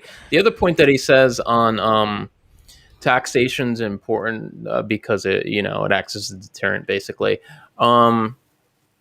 Yes, and it's also important to not overtax. Any substance that's overtaxed, it's going to increase organized crime. It's going to, if you put the tax on, there's a think tank, I think, that does, it shows you what the percentage of packs of cigarettes in each state are smuggled in. I believe in New York and California, it's more than 50% of the cigarettes in the entire state are smuggled in, actually. And that actually relates to black markets in a big way, in that a lot of times, shipping containers full of Marlboros, for example, are traded for pallets of heroin or dirty $20 bills. If you just Google how many times Marlboro's been involved in drug laundering, or not drug laundering, money laundering. There's a bartering economy. There is a bartering economy that exists with a lot of things. We got into this pretty in depth in the Yoan Grillo episode on bartering cocaine and heroin, I think, for guns. But it's real important that, I mean, the history of smuggling is a history of evading taxes. That's actually where it comes from.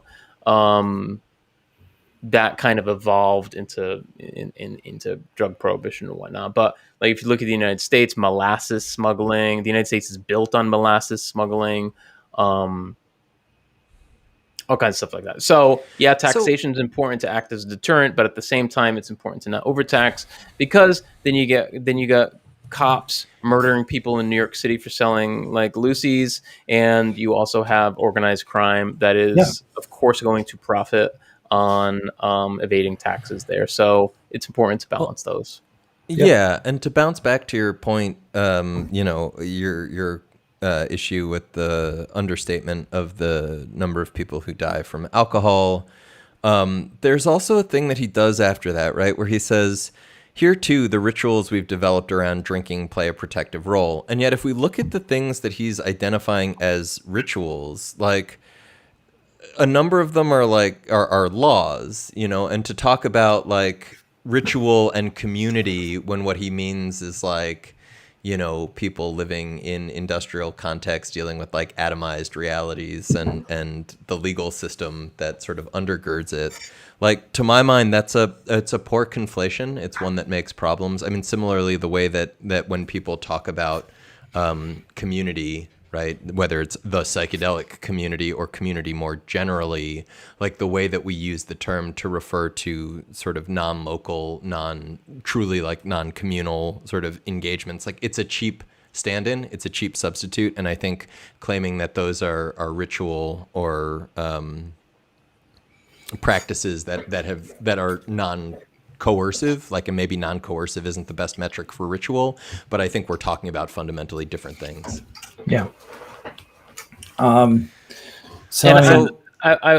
maybe this is a little pedantic on my part here, but he ends this by saying the long history of humans and their mind-altering drugs gives us reason to hope we can negotiate a peace with these powerful substances. That doesn't exist. There's no like peace with the substances. Like, the substances aren't completely neutral. Source of war. Yeah, they're just chemicals. They're completely neutral. Yeah, and some of it's like I don't think that's language, pedantic. but that's why we call you pedantic Dave. But oh, is that what you call me? Yeah, that's our. Good to know. Oh God. Yeah. No. I mean, so look. The reality is there's some things to like. There's some genuine praise for the piece, in the sense that some larger narratives were brought to a big audience, and yet those of us who are paying attention, Michael Pollan at this point, as I said earlier, like Michael Pollan's he's not an outsider and a newcomer anymore. He's for better or for worse somebody who has been brought in. He's not going anywhere. He's a cultural mediator. And so we have to deal with, this is why we're here. We have to deal with the things that the positions that he takes, however confused. And I would argue, and I think we have argued and demonstrated that that he contradicts himself in several places in this piece, and that's an issue. It's something that like has consequences. So yeah, I think maybe we wrap there. We can keep. So normally we would record like a little Patreon bonus thing, but I thought maybe we could do that, and we've got we're not going to keep the live episode up for the moment. I think that's our plan. Thanks to the audience, or thanks to people I don't want to call you all the audience. Thank you for like tuning into the actual humans and engagement, and like this has been an experiment for us. This is the first podcast that we've sort of. We said recorded. Nishay actually just said, "Fuck it, we're gonna do it live," and we did it live. Yep. I'll try to do that. And then she left us in the lurch. I always appreciate what your the laughter. Fuck, Nishay? I'll BRB though if people wanna. I haven't been paying attention too much to the. Well, I have a little bit, and it looks like people have been commenting. It's always great to see people engaged and such. If you came in the middle, at the beginning of this episode, Nishay announced that this will be sort of something that we're going to be playing with, which is like recording podcast episodes live. So. If you just see us live and we say that this is a live podcast, we're not going to be as engaged in the comments as we are during a live stream, and that's just so like people can see what we're doing as we're doing it. And then, if we get a chance towards the end, we're happy to engage depending on people's schedules. Obviously, Nishay is not here. Thanks a lot, Nishay. Sorry, I'm playing. In any case, so we're playing with a couple of different formats. So if it's called a live stream, we'll be interacting a lot. If it's a live podcast, towards the end, it's likely we're super happy to be surveilled, as it were. So, yeah. Anyhow, anybody have any comments? Any specific? I want to take that last one and just highlight. Go for it. Nicole, or one of the last ones. Nicole's been here this whole time. Hi, Nicole. Okay, cool. I've done a bad job of paying attention to the chat, but the also driving while stoned or tripping is also massively felony illegal as well. And just exactly that. Like the way that I think conflating laws and rituals just doesn't work for me. And again, raises questions about functionally what we're talking about with regards to social constructs or social relations and what that means for our use and how we structure things around it. Totally. So somebody asked about switching to Jitsi. Totally off topic, but I'm happy to. So I took a look a while back. If so Jitsi, it looks like you have to set up your own server, and the main reason that we're doing Restream at the moment is because it allowed us to do high quality video and audio that was affordable. I had looked a while back. I know Jitsi is free and all of that. I was looking at what it took to set up 1080p or whatever on there, and it seemed maybe doable, but I'm also not hugely familiar and didn't have the time to jump into all of the server setups and everything for that.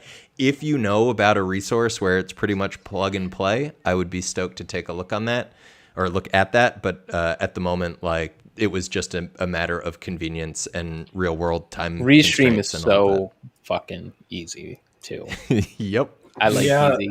It's nice. So I've heard of a couple, Nicole. I've heard of a couple of accounts of. I'm sure somebody's done a master's thesis or something on it, of people getting DUIs with cannabis. I know of several tech companies that are trying to do a cannabis breathalyzer or a saliva test or something. And it's so I've taught several classes on cannabis, and in the process, I've done some interesting digging.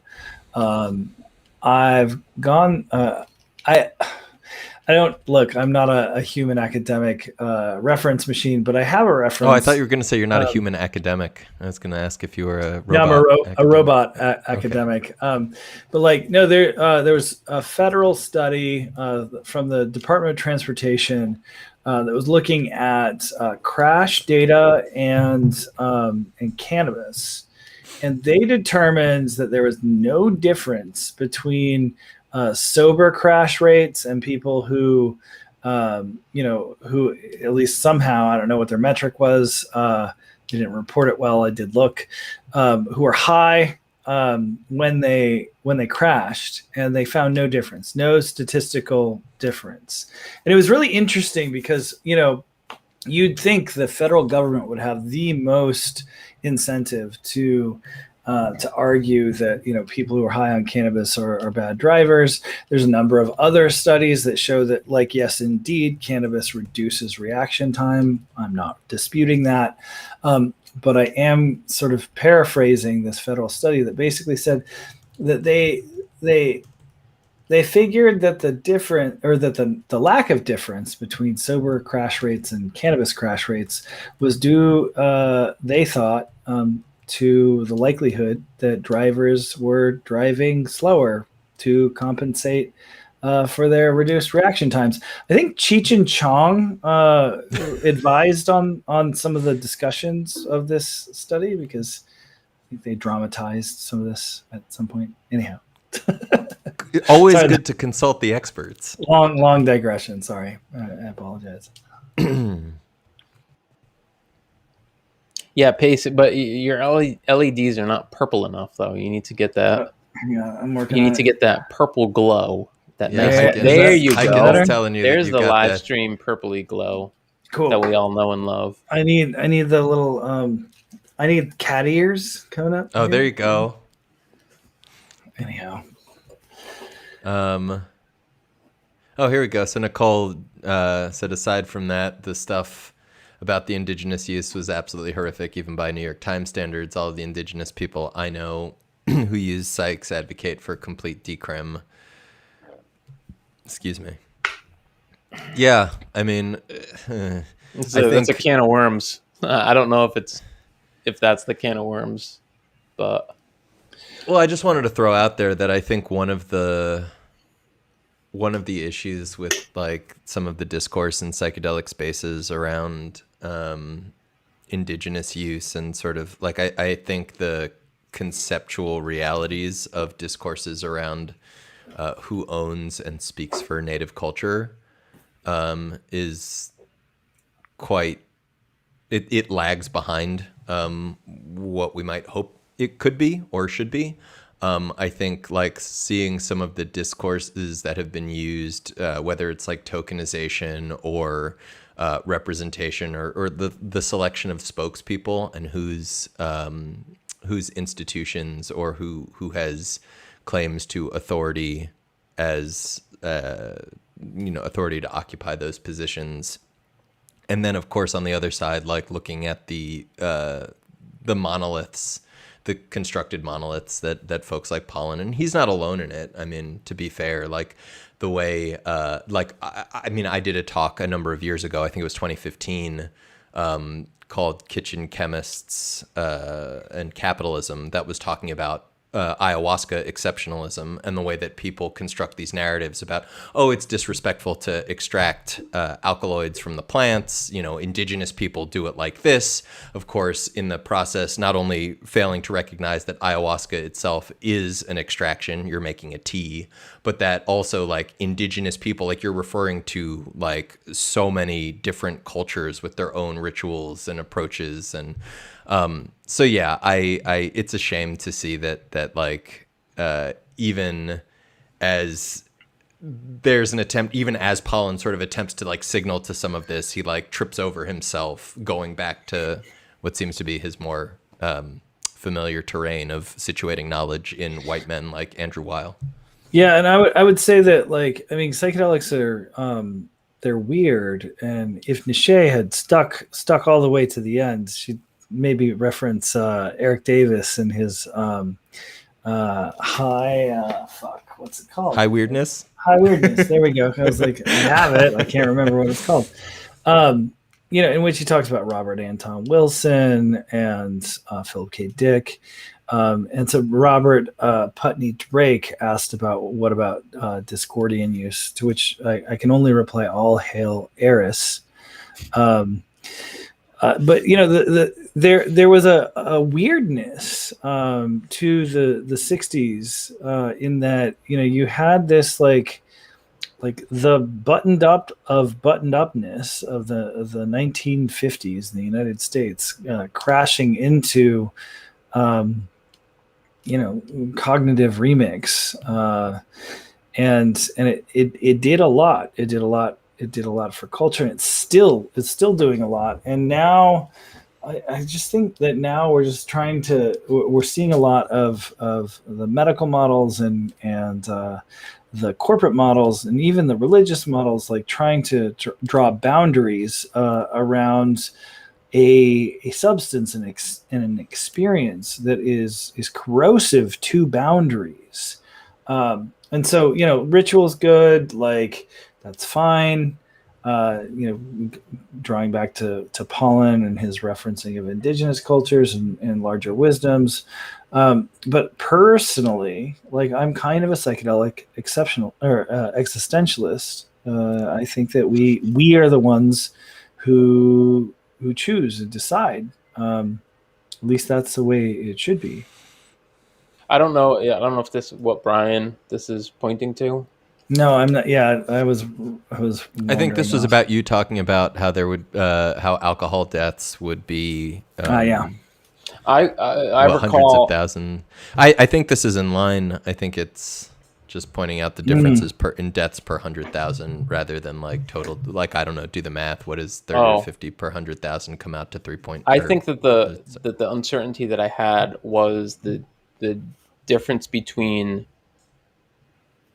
opiate and opioid related overdoses, meaning differences in pills versus black tar, basically.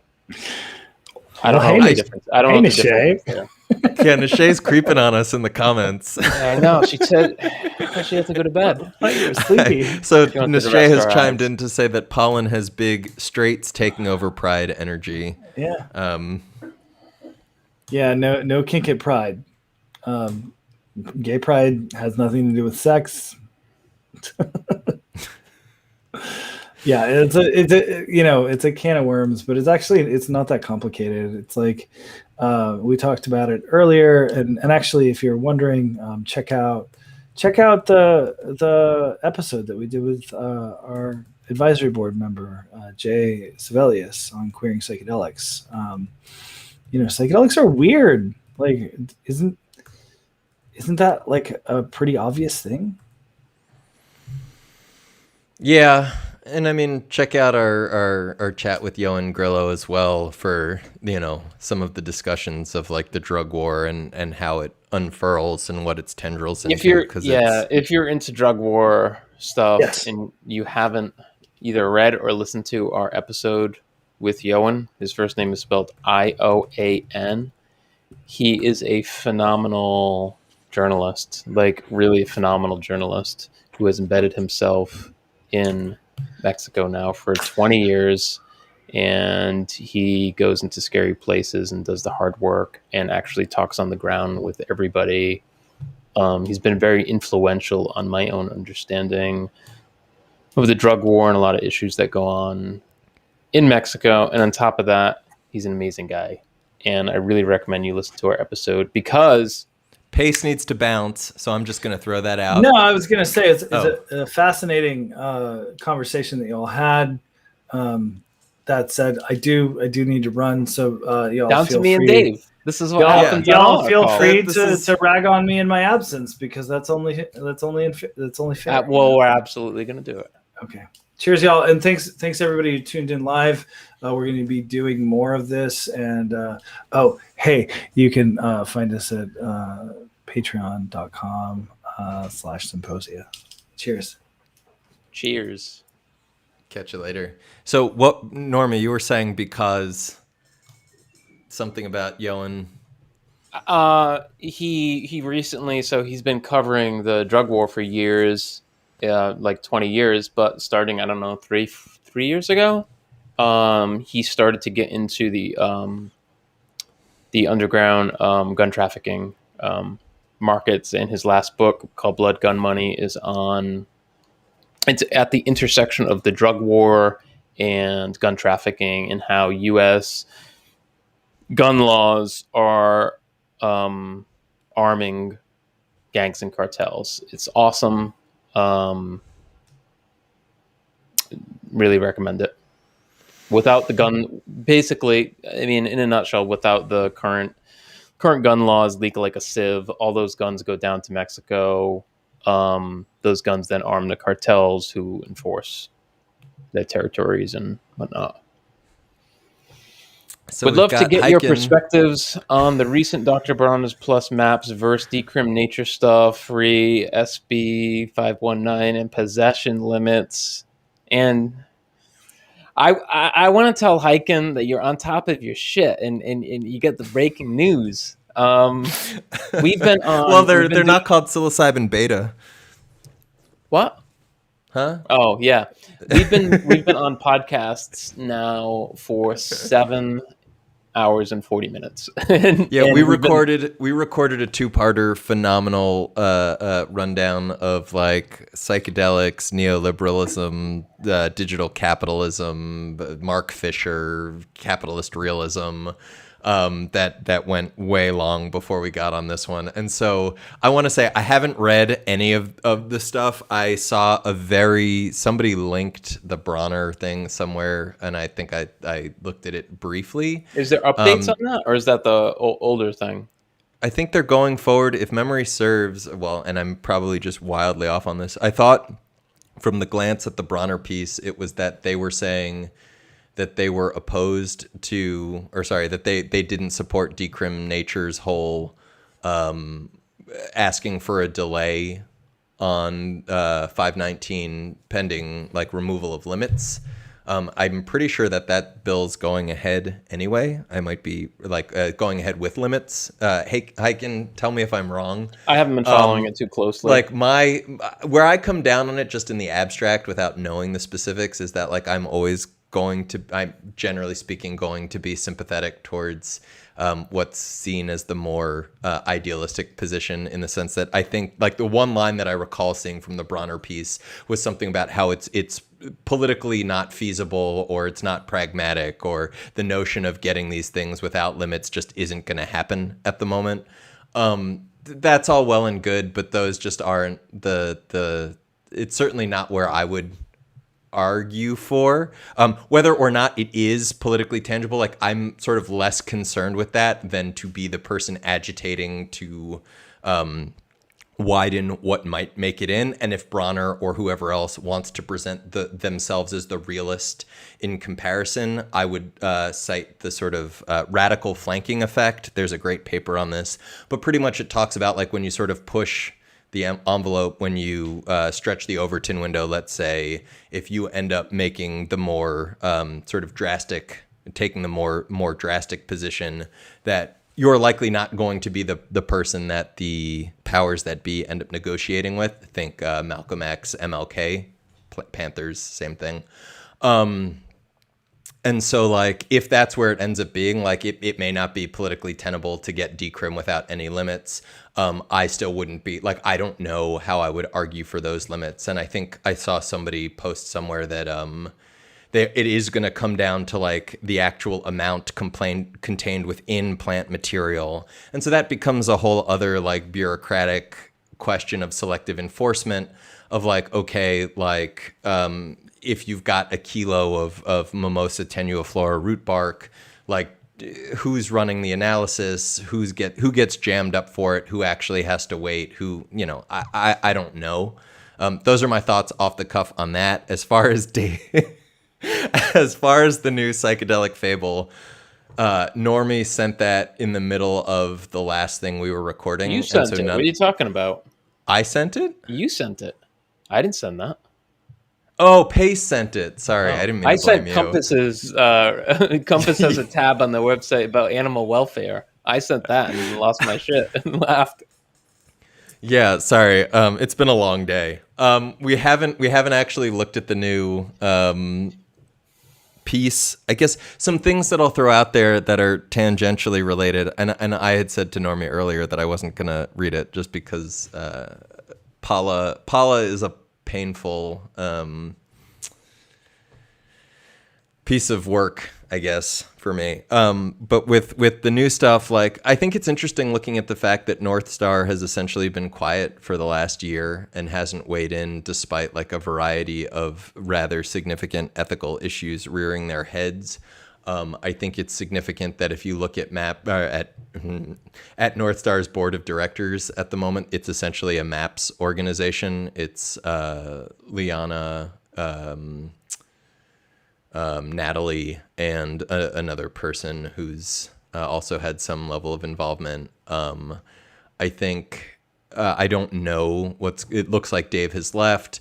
Glancing at some of the thank yous that I saw on the website that had produced the comic, there's a number of people that I immediately have questions about being involved. And sort of like, look, if the thing that people want to do is tell stories about psychedelics and their imaginings of what could or might happen or this, that, and the other, like, I don't have issue with that. I think I start to worry when some of these narratives get used. For example, the way Paula was used by a bunch of people who wanted sort of approval to engage in corporadelic firms, and they saw that as sort of giving them a green light of like, okay, cool, like this is giving me some sense of like how I can come into the terrain and have like appropriate ethical orientation. And I think the ethics pledge that accompanied it after the fact made even more problems around there. So like, I'm happy for there to be more psychedelic related artwork in the world. I haven't read it. I can't comment on the content at the moment, and I'm worried about the recuperative potential looking at what happened with Paula. Read some Norman Spinrad from 1971. Yeah. As far as allies in Europe, I was going to comment on that. Yeah, go ahead. I was just going to say we have good connections with a handful of people, good sources, good people, some good groups. We're going to be probably announcing very shortly a conference that we're going to be doing, participating in Europe. But if you know anyone or anyone that we should be talking to, shoot us a message on Twitter or hi@symposia.com. Yep.